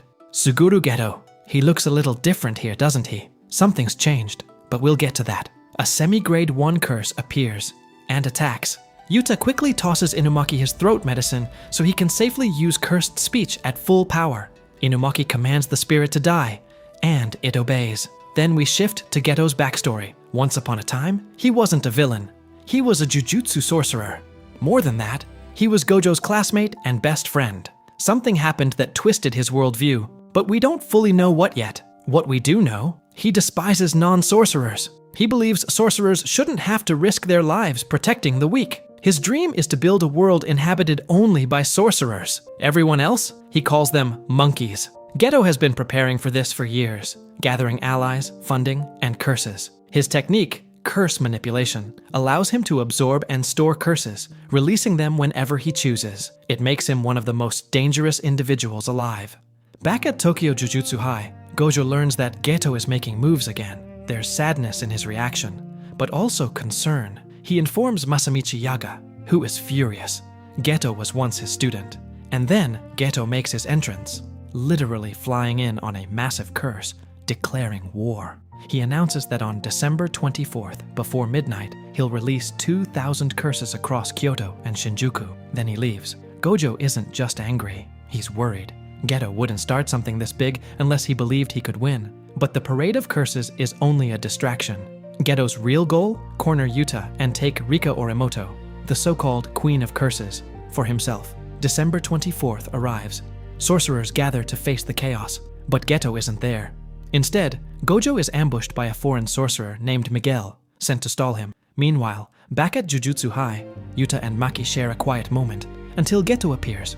Gojo quickly sends Panda and Inumaki to protect Yuta, while he deals with Miguel. Geto overwhelms Maki, Panda, and Inumaki with ease, leaving them gravely injured. Then he turns his attention to Yuta. Before charging in, Yuta uses reverse cursed energy to try healing his friends, and he actually manages it, at least partially. Yes, he can already use reverse cursed energy. He even mimics Inumaki's cursed speech, and successfully uses it against Geto. But Geto is still stronger. Yuta lands a black flash, still not enough. Geto fuses all his stored curses into one massive attack and unleashes a special grade spirit, Kuchisakeona, on top of that. Yuta makes a desperate choice. He fully binds himself to Rika, promising himself to her in exchange for all her power. He channels everything into one devastating blast that leaves Geto on the brink of death. When the dust settles, Gojo arrives. He looks at Geto not with hatred, but with something softer. And then we learn the truth about Rika. It wasn't Rika who cursed Yuta. Yuta cursed Rika when she died in an accident.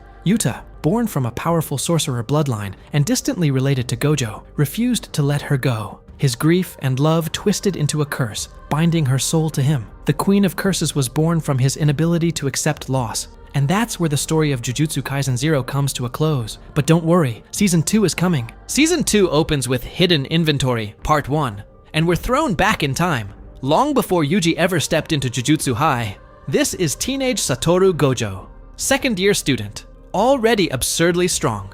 And right beside him, his classmate and best friend, Suguru Geto, along with Shoko Ieri, who's already training to become the school's resident doctor. The episode starts with Utahime Yori and Mei Mei, currently third years, handling a mission at what's basically a haunted building. But something's off. They're taking way too long.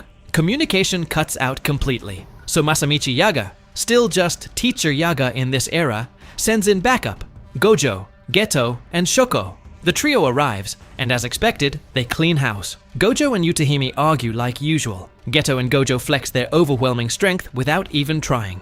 Mei Mei contemplates charging extra for the trouble. Shoko mostly stands back and smokes through the chaos. But there's one problem. They didn't cast a veil, meaning regular civilians catch glimpses of Jujutsu sorcery in action. Not good. As punishment, Yaga smacks Gojo on the head, because obviously he's the ringleader. Later, the group plays basketball together, and Gojo complains that casting a veil is unnecessary anyway. Non-sorcerers can't see curses, so what's the big deal? Geto counters him calmly. Curses are born from the negative emotions of non-sorcerers. It's the duty of Jujutsu sorcerers to protect them and keep their fear from spiraling. Causing chaos in public only fuels the very problem they're supposed to solve. It's a solid argument. Gojo brushes it off and teases Geto for being too righteous. Funny how different Geto seems here. Idealistic, responsible, protective of humanity. Hard to imagine where he'll end up. Then Yaga drops a new mission. Gojo and Geto are to protect a girl for the next few days. Her name is Riko Amanai. She's no ordinary girl. She's the star plasma vessel for Tengen. Here's the situation. Tengen possesses immortality, but not eternal youth. Every 500 years, she must merge with a compatible vessel to reset herself. If she fails, she'll evolve into a higher existence without free will. Worse, she may lose the ability to maintain the barrier systems that protect the Jujutsu world. Tengen's barriers reinforce every veil sorcerers use. They conceal top-secret artifacts. They safeguard Jujutsu High itself. If Tengen loses control, the entire system collapses. So Riko must survive long enough to merge. But two factions are actively hunting her. The first is a curse user organization known as Q, whose goal is simply to destabilize the Jujutsu world. The second is the Star Religious Group, who worship Tengen as a god. They view Riko as an impurity, an obstacle to their deity's true evolution, so they want her dead too. As the episode closes, Q makes its move and attacks. But before things escalate, we're introduced to someone else, Toji Fushiguro, formerly Toji Zenin. He took his wife's last name. Yes, that Toji. He is Megumi's father. When in Hidden Inventory Part 2, Satoru Gojo and Suguru Geto wrap up the Q faction without breaking a sweat. It's almost insulting how easy they make it look. After that, they finally meet Riko Amanai and her caretaker, Misato Kuroi. Riko acts loud and proud about her destiny. She talks about merging with Tengen like it's the highest honor imaginable. But to Gojo and Geto, it feels like she's convincing herself more than anyone else. Gojo suggests taking her straight to Tengen's protected barrier ahead of time, keeping her locked away safely until the merger day arrives. But Tengen gives very specific instructions. Let Riko live normally for the short time she has left. Grant her whatever wishes she asks for. Let her experience life. Geto agrees. She's still just a kid. She deserves a few real days before everything changes. Gojo eventually gives in. Meanwhile, Toji Fushiguro makes his move. Known as the Sorcerer Killer, he's been hired by the Star Religious Group to eliminate Riko. The group is made up of non-sorcerers who've worshipped Tengen for generations. They can't fight themselves, but they have money. And Toji works for money. He understands something crucial. Killing Gojo head-on won't work. A sorcerer born with that level of talent is nearly untouchable. So instead of confronting him directly, Toji plays dirty. he places a 30 million bounty on Riko's head on a curse user forum. The result? A flood of mercenaries swarming in from every direction. Not because they believe in anything, just because they want the cash. Toji's goal isn't for them to succeed. It's to exhaust Gojo, drain him, force him to stay on high alert for days without rest. When Toji finally shows up, he wants Gojo running on fumes. Back with our duo, curse users begin appearing non-stop. Geto easily takes down an elderly Shikigami user, showing that he's not just about curse manipulation. He's physically formidable too. Gojo handles a clone technique user just as effortlessly. He attempts to use reverse curse technique to heal, but fails. At this point in his life, Gojo is still learning. He hasn't mastered reverse cursed energy yet. That means no automatic healing, no reversal, red, no hollow purple. Even his infinity isn't fully automatic. He has to consciously maintain it. He's gifted, yes, but he's still just a student. In Hidden Inventory Part 3, things escalate. Misato Kuroi is kidnapped, and the captors demand that Gojo, Geto, and Riko come to Okinawa to rescue her. They handle it quickly. Afterward, the four of them spend a brief stretch enjoying Okinawa, almost like a vacation. Then, we see a younger Kento Nanami, first year, sharp haircut and all, along with his classmate Yu Haibara. While Gojo and Geto guard Riko, Nanami and Haibara secure the airport to ensure safe travel back to Tokyo. Nanami looks tired already. Haibara, on the other hand, is bright-eyed and excited, eager to impress Geto. Eventually, it's time to return. Geto worries about Gojo, since he hasn't relaxed his technique for days, but Gojo insists he's fine. They finally arrive back at Tokyo Jujutsu High. For the first time in a while, Gojo deactivates his technique and closes his 6 eyes for just a second. That's all it takes. Toji appears. He strikes Gojo with a normal blade. No cursed energy infused. Everyone freezes. Gojo survives, barely. He asks Toji if they've met before. Toji answers simply, yes. We flash back to when Gojo was a small child. Toji once tried sneaking up on him, but Gojo sensed him instantly thanks to the 6 eyes. It was the first time anyone had ever detected Toji's presence. That moment stuck with him. He forgot his own son, but not that memory. Toji, like Maki Zenin, was born into the Zenin clan, and like Maki, he was labeled a failure. Why? Because he had no cursed technique. Worse, he had 0 cursed energy, not even the faint amount ordinary humans possess. Due to a heavenly restriction, his cursed energy was completely erased. In exchange, his body became something else entirely. His physical strength is monstrous. His senses are razor sharp. Even though he can't see curses, he can detect them with terrifying accuracy. And since he emits no cursed energy, he's effectively invisible to sorcerer's perception. But back to the present. The second Toji makes his move, Geto immediately unleashes a swarm of curses to force him away from Gojo. Gojo, however, snaps at him. Forget about me. Take Riko and Kuroi and get them somewhere safe. He insists he's got this under control. And just like that, the battlefield splits. As Geto escapes with Riko and Kuroi, the real clash begins. The most gifted sorcerer of the modern age versus a man who possesses absolutely 0 cursed energy. Gojo quickly understands the terrifying reality of the situation. Toji's lack of cursed energy doesn't just make him strong, it makes him invisible. There's nothing for the 6 eyes to track, no flow, no signal. So Gojo reacts the only way he can. He fires off blue and obliterates the surrounding structures, erasing any possible hiding spots. Then he shifts focus. If Toji himself has no cursed energy, his tools must. That's the thread Gojo tries to grab onto. But Toji doesn't give him the chance. He unleashes a massive swarm of tiny cursed energy-infused insects, flooding the battlefield with interference. Now, Gojo can't distinguish Toji from the chaos. It's sensory overload. For a split second, doubt creeps in. Did Toji retreat? Did he go after Geto? And that's exactly when it happens. Toji appears out of nowhere, wielding the inverted spear of heaven, a special grade cursed tool capable of nullifying cursed techniques. Worst case scenario. With one decisive strike, Toji pierces through infinity itself. Gojo's automatic defense vanishes. The blade drives straight into his neck, then his limbs, arms, legs. He's left crumpled on the ground, bleeding out, not dead, but close enough.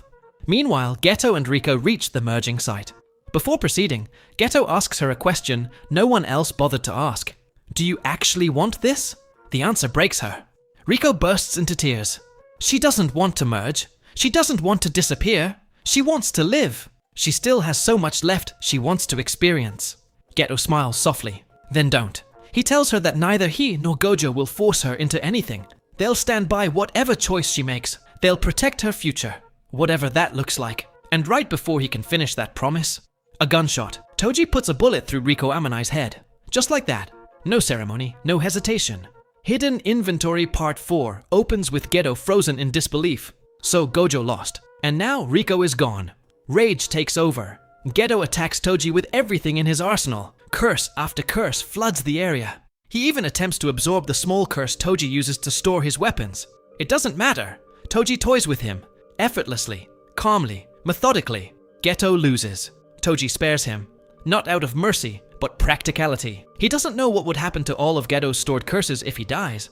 And he doesn't feel like dealing with that kind of mess. As Geto collapses, Toji delivers a cruel remark. 2 special grade sorcerers, 2 prodigies, defeated by a monkey with no cursed energy. That word lingers. It sticks. Now we know where Geto learned it. Toji collects his payment from the Star religious group, but as he exits, he sees someone waiting. Gojo, alive. When Toji shattered infinity, Gojo made a decision in those final moments. Instead of panicking, he focused entirely on reverse cursed technique. At death's edge, with his emotions surging to their peak, he did the impossible. He multiplied cursed energy against itself, creating positive energy. He healed, right there. Toji can't hide his shock. He genuinely thought it was over. Round 2 begins. But something feels different. Toji's instincts, honed by a lifetime of survival, scream at him to run. He ignores them. The Zenin clan rejected him. Jujutsu Society rejected him. Everyone dismissed him as worthless. And the man standing before him? Celebrated, worshipped, admired. Toji wants to crush that symbol. He wants to prove them all wrong. His pride overrides his survival instinct. He calculates. Blue? Manageable. Red? Now possible since Gojo mastered RCT. He thinks he can handle it. But there's one thing he doesn't know. Purple. Gojo combines blue and red, and fires. The technique erases everything in its path. Toji Fushiguro dies. For real. In his final moments, one thought surfaces. Megumi. My kid will be sold to the Zenin clan in a couple of years. Do what you want with that. And then he's gone. Afterward, Gojo retrieves Riko's body from the Star religious group. Geto arrives shortly after. The air is heavy, silent, broken. Gojo asks him something dark. Should we just kill them all? All these non-sorcerers? Geto answers immediately. Number. Jujutsu sorcerers do not kill humans, and that is where the episode ends. The next episode, Premature Death, opens after a noticeable time jump. Several months have passed since everything went down. In that time, Gojo has skyrocketed to an almost absurd level of strength, while Geto feels like he's been frozen in place, trapped in his own thoughts. It's as if they're drifting apart in opposite directions.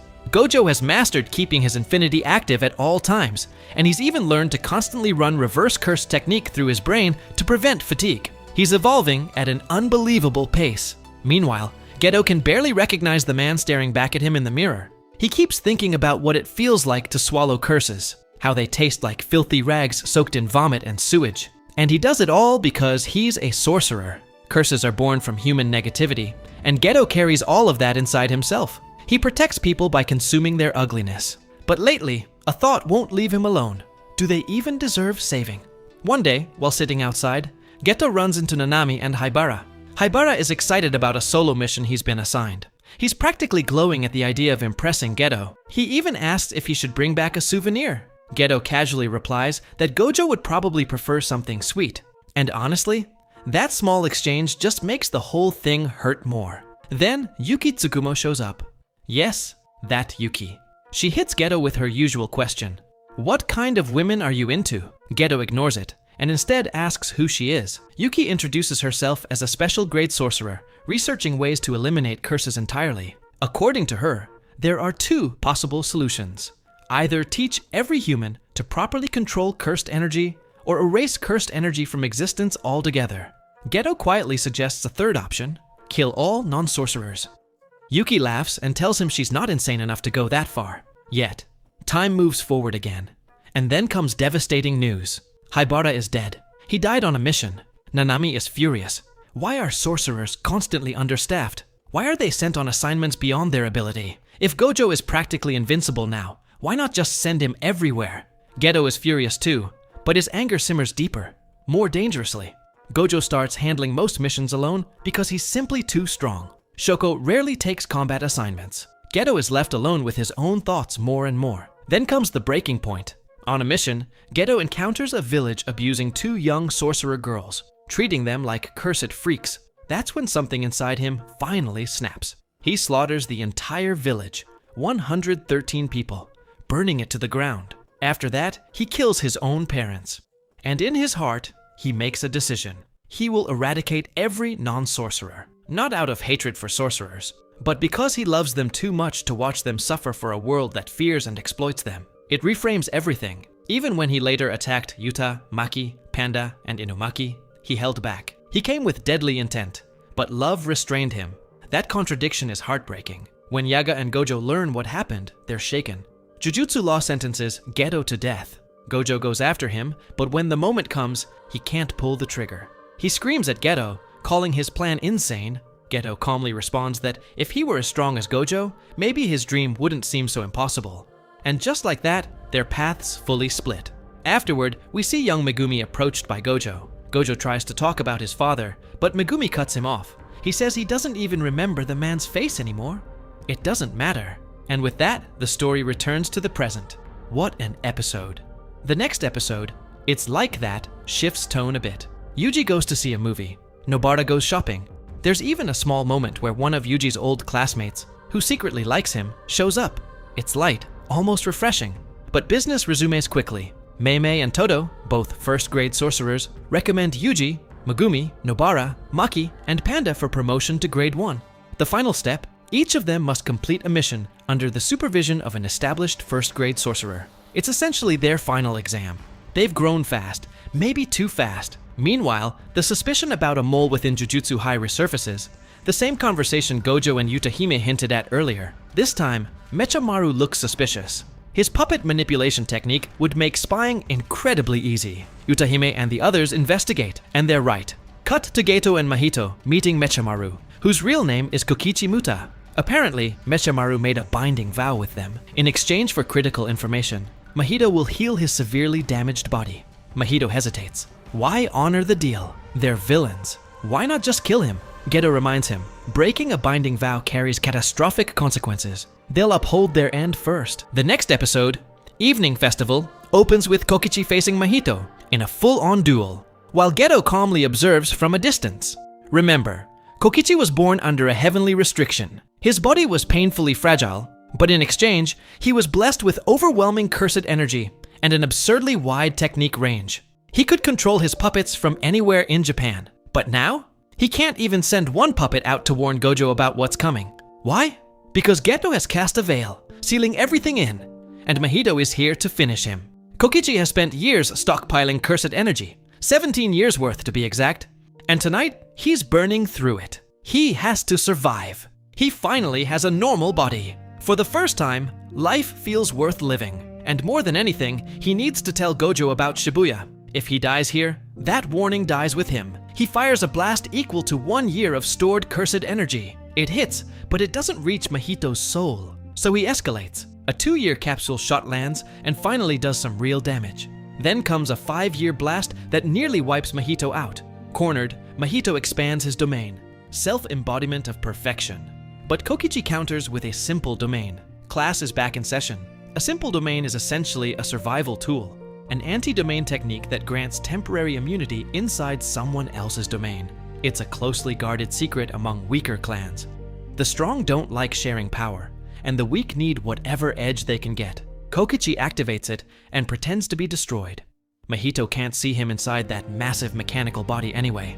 The moment Mahito drops his domain, Kokichi strikes again with everything he's got, knocking Mahito down.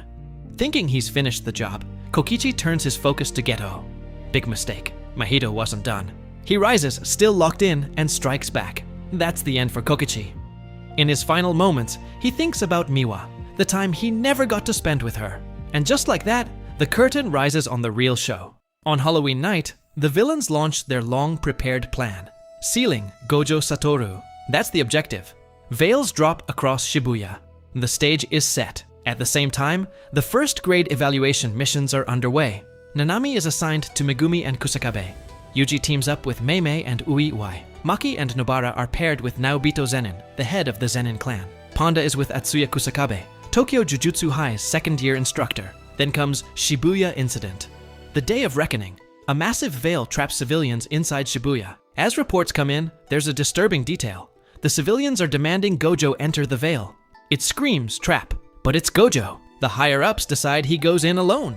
The rest of the sorcerers stay on standby. Gojo steps inside.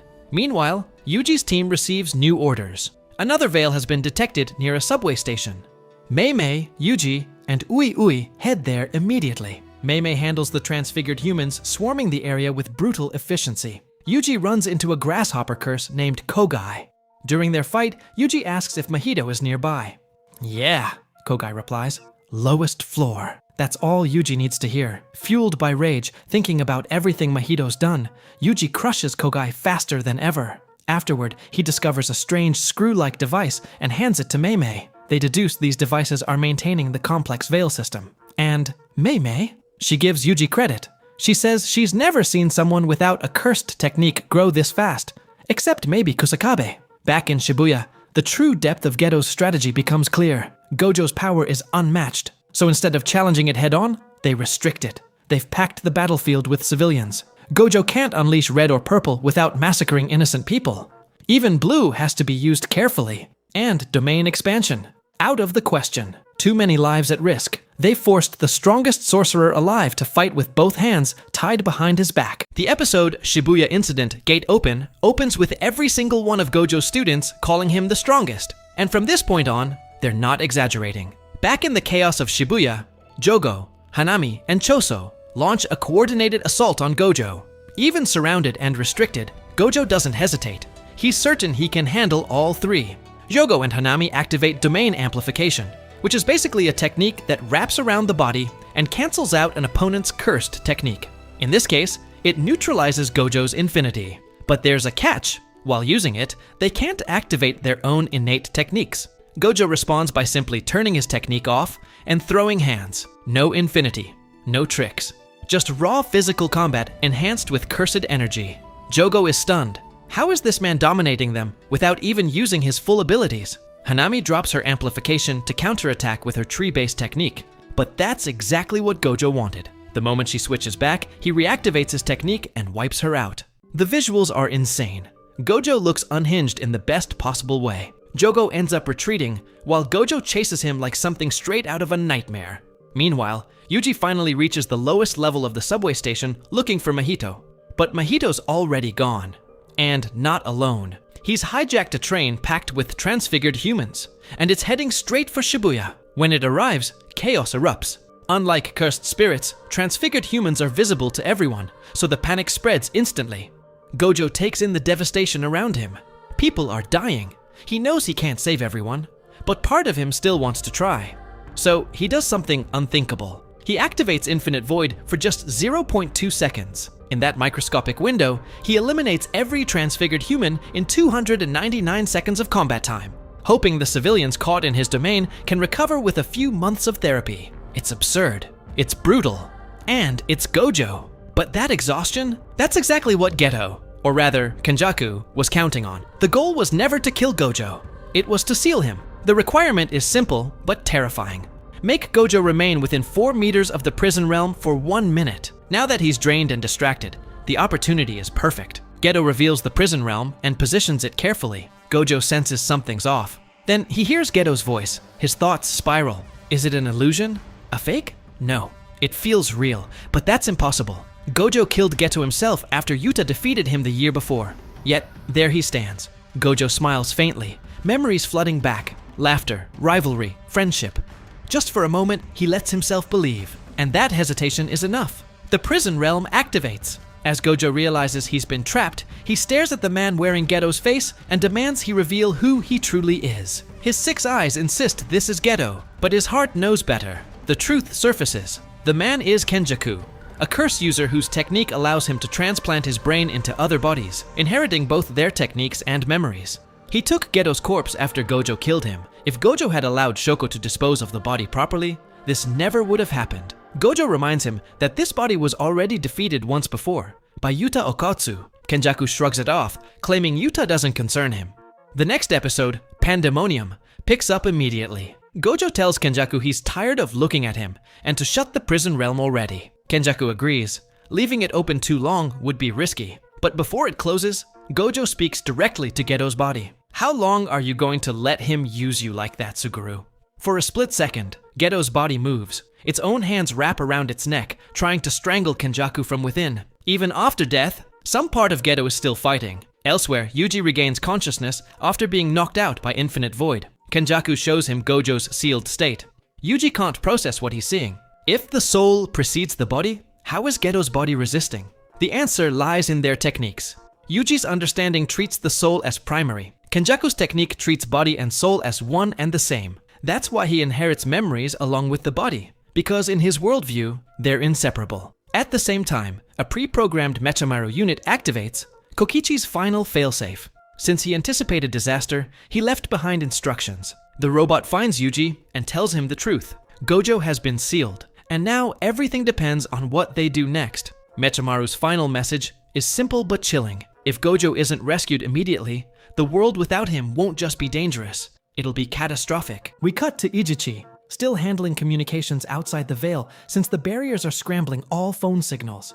He's basically the nerve center for the sorcerers right now. But before he can do much more, he's suddenly ambushed by a curse user, Haruta Shigemo. Yeah, that guy. He's shown up before, but let's be honest, he's not exactly unforgettable. There's also a white-haired woman with him, the one actually pulling the strings, who ordered him to eliminate all the assistants. No assistance means no communication. No communication means chaos. Simple, brutal strategy. Meanwhile, Yuji bolts towards Shibuya the second he hears that Gojo has been sealed. With the veils blocking cell service and no way to reach his team, he ditches modern tech and goes old school. He climbs to the top of a building and shouts at the top of his lungs. And somehow, it works. Oh, and he doesn't just yell randomly. He announces that Gojo's been sealed. And when I say everyone hears it, I mean everyone. Yuji soon reunites with Nanami and the others. Their new objective? Tear down these irritating veils first. They're preventing sorcerers from properly accessing the area. How are they supposed to save Gojo if they can't even reach him? Back with Kenjaku and the cursed spirits, there's celebration in the air. Gojo's sealed, mission accomplished. Except there's a catch. Because Gojo is Gojo, the prison realm is taking an unusually long time to process him. They can't move it yet, so Kenjaku volunteers to stand guard. The other cursed spirits, however, aren't content to sit still. Choso declares he's going to hunt down Yuji and Nobara for killing his brothers. Mahito immediately says he'd rather kill Yuji himself. Jogo snaps at both of them, insisting they focus on feeding Sukuna's fingers to Yuji. It's time for Sukuna to rise. Mahito argues that Sukuna isn't even necessary anymore. Without Gojo, they're more than enough to crush the sorcerers. Jogo disagrees. He wants everything to go perfectly. Sukuna is part of that perfection. Kenjaku cuts through the bickering with a simple solution. Whoever finds Yuji first gets to do whatever they want with him. And just like that, the hunt begins. The next episode, Seance, opens with Yuji, Megumi, and Ino working to dismantle another veil while Nanami heads out to check on Ijichi. Yuji explains the screw anchors he discovered earlier, the cursed objects maintaining the barriers. Destroy those, and the veil collapses. They examine the structure carefully. It's a high-grade veil, stronger than usual. That means the anchors must be in an obvious high-risk location. In Jujutsu, greater risk equals greater cursed energy output. You should know the rules by now. Sure enough, they spot 3 curse users stationed atop the most conspicuous building within the barrier. Bingo. Kenjaku assigned them one task: continuously channel cursed energy into the anchors. To bring the veil down, these 3 have to fall, but before the fight unfolds, we flash back. December 7th, 1989, the day Satoru Gojo was born. The balance of the Jujutsu world shifted forever. He was the first in centuries from the Gojo clan to possess both the 6 eyes and the limitless technique, a once-in-a-generation anomaly. His birth alone shook the underworld. A bounty exceeding 100 million was placed on his head almost immediately. Every curse user wanted him dead. Every single one failed. The very same curse users we see now once tried to kill him when he was just 7 years old. One glance from that child was enough to send them running. Because of Gojo, they had to lie low. Because of Gojo, they had no freedom. They hated him simply for existing. Now that he's sealed, they finally feel free, and they celebrate in blood. Back to the present. Yuji and Megumi take on the short, bald curse user, while Ino handles a grandmother and grandson duo nearby. Ino's technique, Auspicious Beast Summon, is essentially a seance-based ability. He channels the powers of 4 divine beasts, Kaichi, Reiki, Kirin, and Ryu, borrowing their abilities in combat. And then comes the twist. The old woman also uses a seance technique. With a bit of DNA and a willing participant, she can summon the essence of the dead into someone's body, granting them that person's abilities. Her grandson volunteers. And who does she summon? Toji Fushiguro. Yeah, that Toji. She chose him because he came closer than anyone to killing Gojo. To the Gojo haters, he's practically a legend. Meanwhile, Yuji and Megumi are throwing everything they have at Baldy. Yuji's strongest punches land clean. Megumi unleashes Demon Dog, Totality, the same Shikigami that wounded a special grade. Nothing works, not a scratch. It doesn't make sense. Megumi can't sense anything extraordinary about the guy. He was terrified of Gojo, so how could he be stronger than a special grade? Why aren't they damaging him? After some trial and error, Megumi even unleashes a swarm of rabbits to test things. It clicks. His technique is called Inverse. The stronger the attack, the weaker it becomes upon impact. And the weaker the attack, the stronger it hits. Yuji jokes that they should just flick him in the forehead. But it's not that simple. If it worked like that, a light breeze would knock him unconscious. There has to be an upper and lower limit. So they coordinate. One powerful strike, one weak strike, simultaneously. They test the limits of his inverse technique, and finally crack it. Baldy goes down, and just like that, the veil shatters completely. The episode Dull Knife opens with Nanami finally catching up to Yuji. And yeah, Yuji looks rough, covered in blood, barely standing, clearly having just survived an encounter with the curse user Haruta Shigemo. Nanami is not amused. We cut to Mei Mei, accompanied by her devoted little brother, Ui Uai. As she casually eliminates curse users, she reflects on her technique, Blackbird Manipulation. On paper, it's nothing flashy. She can control crows and share their senses. That's it. But strength isn't just about your technique. Mei Mei sharpened her body, refined her mind, and honed her cursed energy until she turned something weak into something terrifying. That's why she stands at the top. Meanwhile, Yuji and Megumi witness Ino falling from a building, courtesy of Toji. Thankfully, Megumi's bird Shikigami catches him before he hits the pavement. Guess you could say father and son are finally playing catch. Megumi quickly prioritizes. Ino needs medical attention immediately, so he sends him to Shoko. The veil has already been lifted. Rescuing Gojo matters more now. He tells Yuji to move. Back with the granny curse user, she starts sensing something's wrong. She orders her grandson to kill the sorcerers. Except, it's not her grandson anymore. Toji's body has overridden the boy's soul. Granny always made sure to only summon physical information, never the soul, to avoid exactly this scenario. She assumed a soul would always overpower a body. She underestimated Toji. His body is simply built different, strong enough to dominate the soul itself. Annoyed by her attempts to control him, Toji kills her without hesitation. Elsewhere, Nobara teams up with assistant Nita. Communication is in shambles. Most assistants are dead, and no one knows what's happening. Then Haruta shows up. Nobara tells Nita to run. She'll handle him. But Haruta isn't interested in her. He wants Nita. His cursed sword, which has its own awareness, chases Nita as she flees, slashing her multiple times.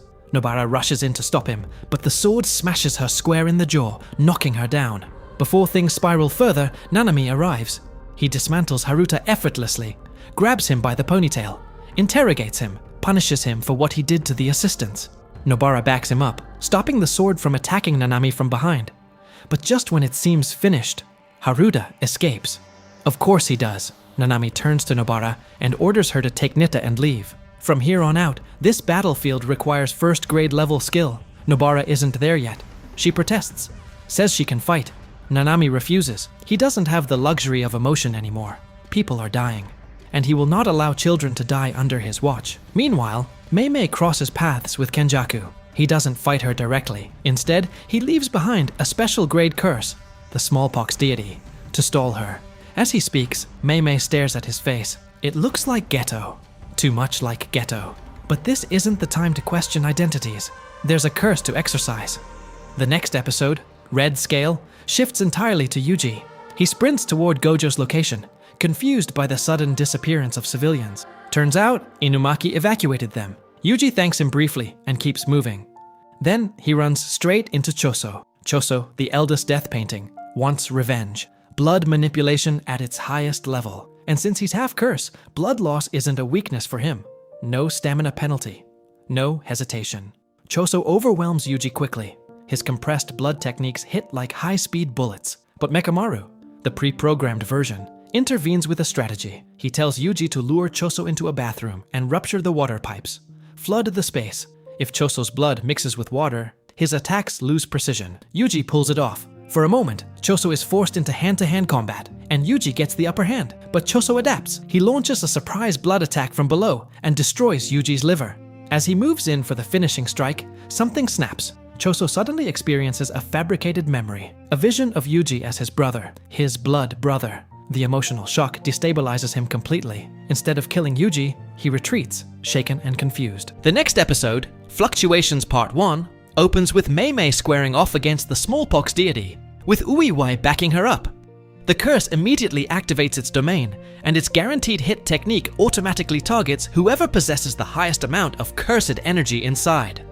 That happens to be Mei. So the second she steps in, she's sealed inside a coffin.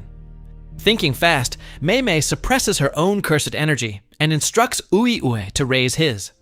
The domain shifts its focus to him instead, trapping Uiwai in her place. That brief switch gives Mei the opening she needs. And just like that, she takes down the smallpox deity with barely any strain. Meanwhile, Nanami links up with Maki and Naobito Zenin. After filling them in on what's happening, the three of them head toward Gojo. But before they can make it far, they're intercepted by Dagon, a water-based special grade curse and the youngest among Kenjaku's elite group. Naobito steps forward and unleashes projection sorcery. It's a tricky technique. He maps out 1 second of movement, dividing it into 24 frames like an animation sequence, then forces reality to follow that exact path. The result? Blazing speed. At this point, aside from Gojo, he might be the fastest sorcerer alive. Despite that, Dagon traps Naobito, Nanami, and Maki inside his domain. Naobito responds with Falling Blossom Emotion, an anti-domain technique passed down through the 3 great clans. It cloaks him in cursed energy to counter sure-hit effects. But even that isn't enough to dominate a special grade curse inside its own domain. Then, Megumi enters from outside. He tosses Maki her special grade cursed tool, Playful Cloud, and activates Chimera Shadow Garden, not to overpower Dagon's domain, but to punch a hole in it. If they can escape, Dagon won't be able to cast it again so easily. He's no Gojo, but before they can make their move, someone else steps through that opening. Toji Fushiguro. Fluctuations, Part 2, begins with Toji stepping inside Dagon's domain. Megumi loses control of his own domain as a result, sealing off any chance of escape. Still, the situation isn't entirely hopeless. Toji isn't fully himself. His body has returned, but his memories haven't. He's functioning on pure instinct, and that instinct drives him toward the strongest target present. That target is Dagon. Toji snatches Playful Cloud from Maki and goes to work. What follows isn't much of a battle. It's a demolition. In moments, Dagon is reduced to nothing more than seafood. Watching this unfold, Maki asks Naobito who that man is. His answer is simple: a ghost. Megumi, of course, doesn't recognize him. Why would he? But one thing is undeniable. Maki sees something in Toji. Someone like her, but perfected. Fully realized. As Dagon's domain collapses, Toji immediately scans for the next strongest presence. His eyes lock onto Megumi. At the same time, Jogo arrives in a fury. He confronts Nanami, Naobito, and Maki, enraged that they've just exorcised one of his allies. Without hesitation, he incinerates Naobito. Just like that. Gone. Before he can finish off Maki and Nanami as well, something else grabs his attention. Sukuna. Elsewhere, Yuji lies near death in the subway tunnels. Nanako and Mimiko find him and force-feed him a Sukuna finger. Their goal? To summon Sukuna and strike a deal. These are the same girls Geto once saved from that cursed village. Now, with Kenjaku wearing Geto's body, they're desperate for revenge. Jogo arrives, and not wasting a second, feeds Yuji 10 more fingers. We flash back to Kenjaku explaining something crucial. Yuji might be able to withstand all 20 fingers, if they're consumed gradually over 20 days. But if they're forced into him all at once, Sukuna's power would spike too rapidly. Yuji might lose control before he can suppress him. And that's exactly what happens. After swallowing 15 fingers total, Sukuna awakens at 3/4 of his full strength. The King of Curses returns. His first command? Everyone kneels. Nanako and Mimiko beg him to kill Kenjaku. Sukuna finds the request amusing. They think a single finger buys them authority over him. That kind of insolence isn't tolerated. He kills them both without hesitation. Then he turns to Jogo. Jogo claims he wants nothing for himself. That answer seems to please Sukuna, so he offers him a challenge. If Jogo can land even a single clean hit on him, Sukuna will lend his strength to Jogo's cause. The next episode, Thunderclap Part 1, shifts over to Megumi's side of the chaos. Toji still has no clue he's facing his own son, and he comes at him with full killing intent. Megumi does everything he can to survive. He runs, he strategizes, he even unleashes Rabbit Escape to create distance and confusion. None of it works. In his head, Megumi thinks, this might be the fastest man alive. And honestly, he's probably right. Meanwhile, we cut to Panda, and finally get a clear look at what kind of sorcerer Kusakebe really is.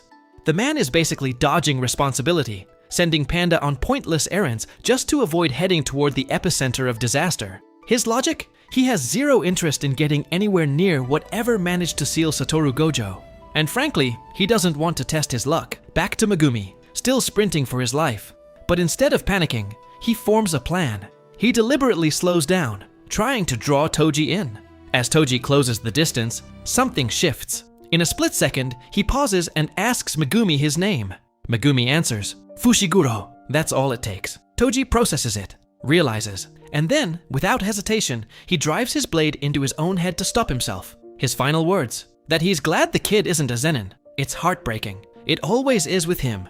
Now we jump to absolute mayhem. Sukuna versus Jogo. Their clash is apocalyptic.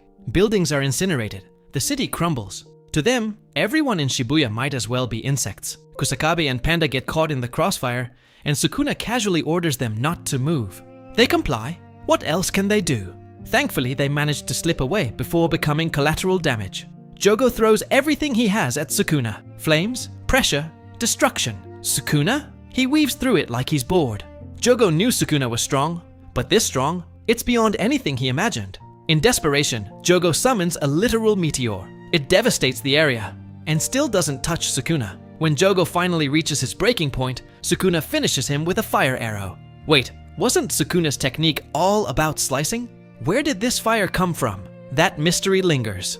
Before Jogo dies, Sukuna acknowledges his strength. A rare moment of respect. Then appears the white-haired woman we saw earlier, Uraume. Turns out she once served Sukuna personally, acting as both assistant and cook centuries ago, loyal to the king through time. Next up, Thunderclap Part 2. Megumi, barely standing, is approached by Haruta. He's exhausted, completely spent. Fighting normally isn't an option anymore, so he plays his final card. Time for a lesson. Megumi's 10 Shadows technique grants him 10 different Shikigami. It began with just the 2 divine dogs. Over time, he tamed others. Rabbits, frogs, the giant serpent. But there's one Shikigami he never even attempted to control, Mahoraga. Why? Because attempting to tame it is almost guaranteed death. That's why it's his last resort. Megumi initiates the ritual, trapping Haruta inside it with him. Mahoraga manifests and instantly kills Megumi. Haruta is next. Once Mahoraga finishes him, the ritual ends. Both die. That's what last card truly means. But Sukuna can't allow Megumi to die. He has plans that require him alive. Sensing Mahoraga, Sukuna intervenes. What follows is one of the most insane fights in the series. Sukuna versus Mahoraga. Megumi is technically dead within the ritual, but suspended. If healed quickly with reverse cursed technique, he can be saved. Sukuna engages Mahoraga immediately. He unleashes attack after attack, but Mahoraga adapts to everything. That's its ability. The wheel above its head allows it to adjust to any phenomenon and counter it perfectly. Adaptation in real time. Sukuna recognizes it quickly. This will be troublesome, he mutters. And then, smiling, he opens his domain, Malevolent Shrine. Unlike normal domains that create a closed barrier, Sukuna's doesn't need one. It simply overlays reality itself. A 200-meter radius of guaranteed devastation. It's so refined that the narration describes it as art drawn in open air without a canvas. Malevolent Shrine activates. Shibuya becomes dust. Everything within roughly 150 meters, people, buildings, infrastructure, is shredded by relentless slashes. Mahoraga is diced apart repeatedly, but continues regenerating, adapting to the cuts. So Sukuna changes tactics. He unleashes another fire-based attack, one powerful enough to erase Mahoraga in a single blow. That's the key. You have to eliminate it in one shot before adaptation catches up. And this time, it works. Mahoraga falls. Sukuna begins losing control of Yuji's body again. Before relinquishing it, he heals Megumi with RCT and leaves him near Shoko's clinic. Then he stands there, over the wreckage, over the bodies, waiting. He makes sure Yuji regains consciousness in the middle of it all. Yuji wakes up, sees the destruction, the corpses, the horror his own hands committed while Sukuna controlled him. He breaks, he vomits, he cries, he screams at himself to die, believing that all of this happened because he's still alive. And with that crushing weight, the episode ends. The next episode, Right and Wrong, Part 1, opens on Nanami wandering through Shibuya, his body scorched and barely holding together. Half burned, half standing, he drifts through the wreckage thinking about a life he never chose. What if he had gone to Malaysia? What if he'd walked those quiet beaches he always dreamed about? What if he'd had the time to sit down and read the books piling up in his mind? But that's not the life he's living. He's still a jujutsu sorcerer, still fighting, still pushing forward with whatever strength he has left. And somewhere inside, he wonders why he ever came back to this world. What was the reason? What was he protecting? Megumi, where is he? Yuji, is he alive? Ino, did he make it? Can I finally rest? Haven't I done enough? The thoughts flood in, but Nanami refuses to fall. Then Mahito appears. Instead of finishing him quickly, Mahito toys with him, hurling waves of transfigured humans at him like playthings. He drags it out. He wants to savor it. He wants Nanami to break before he dies. And just before Mahito delivers the final blow, a voice echoes through the chaos. Yuji, still shaken, still crushed under the weight of what Sukuna just did. He's running through the devastation, desperate to confirm that his friends are alive. And then he sees it. Mahito killing Nanami. He's too late. In his final seconds, Nanami doesn't see Shibuya. He sees Yuji, and in Yuji he sees Haibara, the same earnest heart, the same reckless hope. So he tells him to take it from here, to carry the burden of being a jujutsu sorcerer. And then, he's gone. Things spiral from there. Yuji's grief snaps into something darker. Rage. Pure, suffocating rage. He lunges at Mahito with killing intent, and their one-on-one officially begins. But here's the twist. Earlier, Mahito split himself into two bodies to track Yuji faster. The real Mahito is here with Yuji. The double? He's with Nobara, which means this isn't just a one-on-one. It's Yuji and Nobara versus Mahito again. And honestly, that's when things get good. Right and Wrong, Part 2, opens with Mahito weaponizing his stockpile of humans against Yuji. He forces Yuji to hesitate, to flinch, to suffer. It's cruel and calculated. At the same time, Mahito's double engages Nobara. She believes she's facing the real one, so she avoids physical contact at all costs. What she doesn't realize is that this copy can't fully replicate the original. It can't freely transfigure humans. It can't reshape souls the same way, which means she doesn't actually need to fear touching him. Mahito's double uses her caution against her, dragging the fight out and wearing her down. Nobara launches nail after nail, but he dodges every single one. Then he starts bragging, and that's his mistake. Nobara smirks. Resonance. All the nails scattered across the ground activate at once, striking him simultaneously.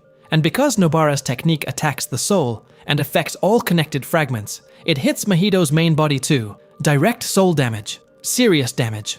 Now Nobara understands. This is a clone. The real one is somewhere close. She can feel her cursed energy tearing into Mahito's actual soul nearby. Cut back to Yuji. He feels it too. He recognizes Nobara's technique connecting. For the first time since Nanami's death, he feels less alone. But Mahito shifts gears. The double bolts. Nobara chases, even though every instinct in her body tells her something's wrong. The clone reaches the main body, and they switch. In that split second, the real Mahito rushes straight at Nobara. Yuji screams for her to run. Too late. We slip into a flashback. Fumi, Nobara's childhood friend, once described her as different. In their tiny village, Fumi was an outsider, constantly mocked. Nobara admired that. She protected her fiercely, beating up anyone who dared to pick on her. She loved Fumi's uniqueness, the games they played, the way she didn't conform. Then Saori moved into the village, older, modern, unapologetically different. Nobara adored her too. Saori introduced her to tea parties, style, big city dreams. Nobara wanted to grow up just like her.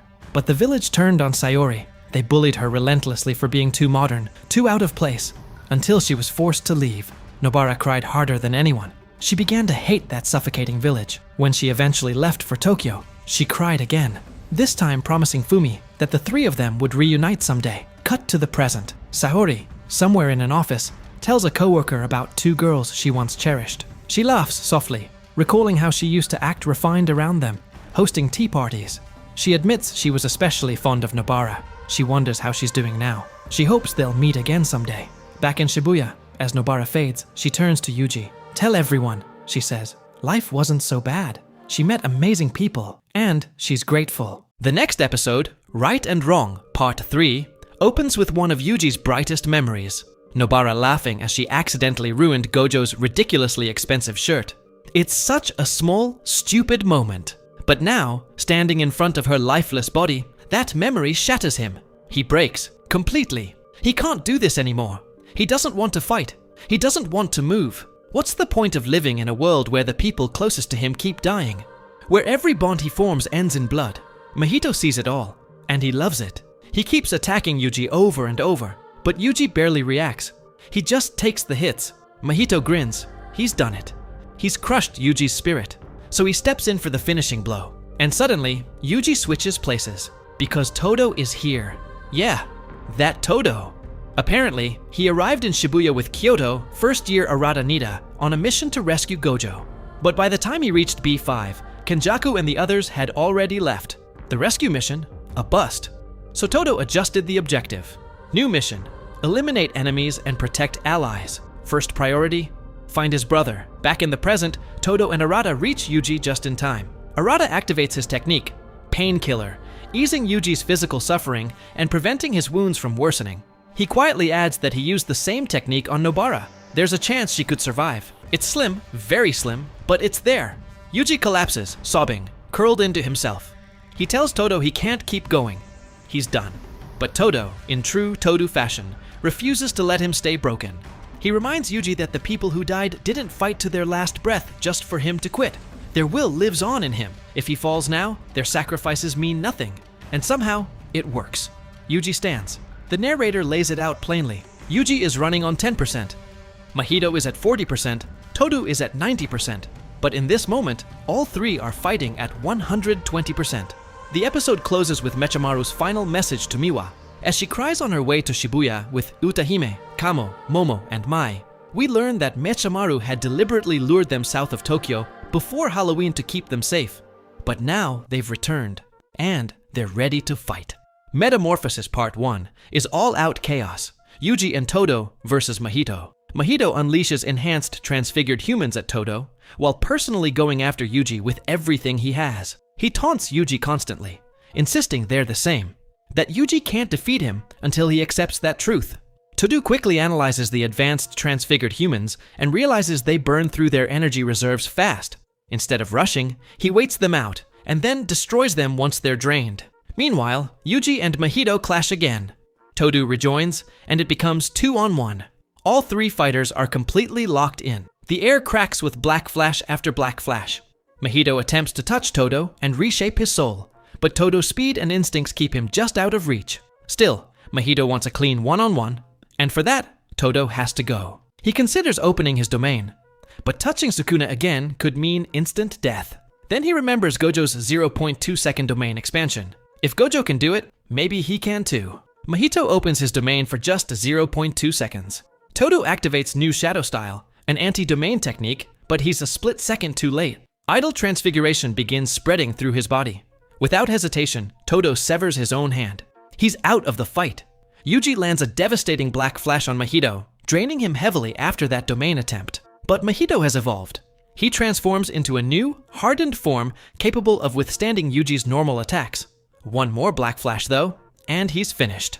Mahito thinks to himself, how can Yuji land black flash almost at will? As the fight drags on, Todo, despite losing his technique, creates a final distraction. Just enough. Yuji steps in, black flash, direct hit. It's over. Mahito collapses to his knees, crawling backward as Yuji walks toward him. No hesitation, no mercy. For Nobara, for Nanami, for Junpei, for Todo, for everyone. Yuji finally accepts it. Mahito is right. They are similar. Mahito kills humans without remorse. Yuji kills curses without remorse. The difference? Yuji doesn't run from that truth anymore. Metamorphosis, Part 2, begins with Kenjaku stepping into the scene. He casually asks Mahito if he wants to be saved. Mahito begs. Kenjaku smiles and absorbs him. Just like that, Mahito is gone, reduced to a curse in Kenjaku's collection. Elsewhere, Mei is in Malaysia. Yes, Malaysia. She's lounging comfortably with Ui, while the rest of the sorcerers are fighting for survival. On the phone, she calmly instructs someone to convert her yen and liquidate any Japanese assets, because as far as she's concerned, Japan is finished. We cut to Choso as the truth finally clicks into place. Kenjaku is his father. Yeah, the same Kenjaku who once lived as Noritoshi Kamo, the infamous, twisted Noritoshi Kamo. That's why Choso felt that strange blood resonance with Yuji from the very beginning. It wasn't just instinct, it was family, which immediately raises the obvious question. If Kenjaku is Choso's father, does that make him Yuji's father too? Yeah, let that sink in. Choso doesn't hesitate after that realization. If Yuji is his brother, then that's all that matters. He switches sides and starts fighting against the villains instead. It's sudden, sure, but the heroes are running out of manpower fast, and seeing someone as powerful as Choso stand on their side, that's a huge shift. Confusing? Absolutely, but necessary. The final episode of the season, Shibuya Incident, Gate Closed, is where everything truly collapses. All of the heroes are either defeated, scattered, or barely standing. And Gojo? He's completely in Kenjaku's hands. Kenjaku calmly declares that his objectives for the night have been fulfilled. Mission accomplished. Time to leave. But before he goes, he kneels and activates Idol Transfiguration directly on the ground itself. With that single act, he triggers something massive. Latent modern sorcerers, people who carry dormant potential, are awakened. At the same time, vessels capable of housing ancient sorcerers and curse users from long ago are activated as well. In one move, he reshapes the future of the entire Jujutsu world. And then, he walks away. As if things couldn't get worse, the higher-ups decide to make everything even more disastrous. Instead of stabilizing the situation, they exploit it. They reinstate Yuji Itadori's execution order, and this time, they put Yuta Okotsu in charge of carrying it out. They officially expel Gojo from the Jujutsu world. They restore Geto's death sentence, and they sentence Principal Yaga to death as well. Their reasoning? They believe Gojo never actually killed Geto. They suspect that Gojo, Geto, and Yaga orchestrated the Shibuya incident together. Paranoia, ignorance, fear disguised as authority. Gojo said it before, these higher-ups are fools. And with that, Season 2 closes. This is where the story of Jujutsu Kaisen leaves us, for now.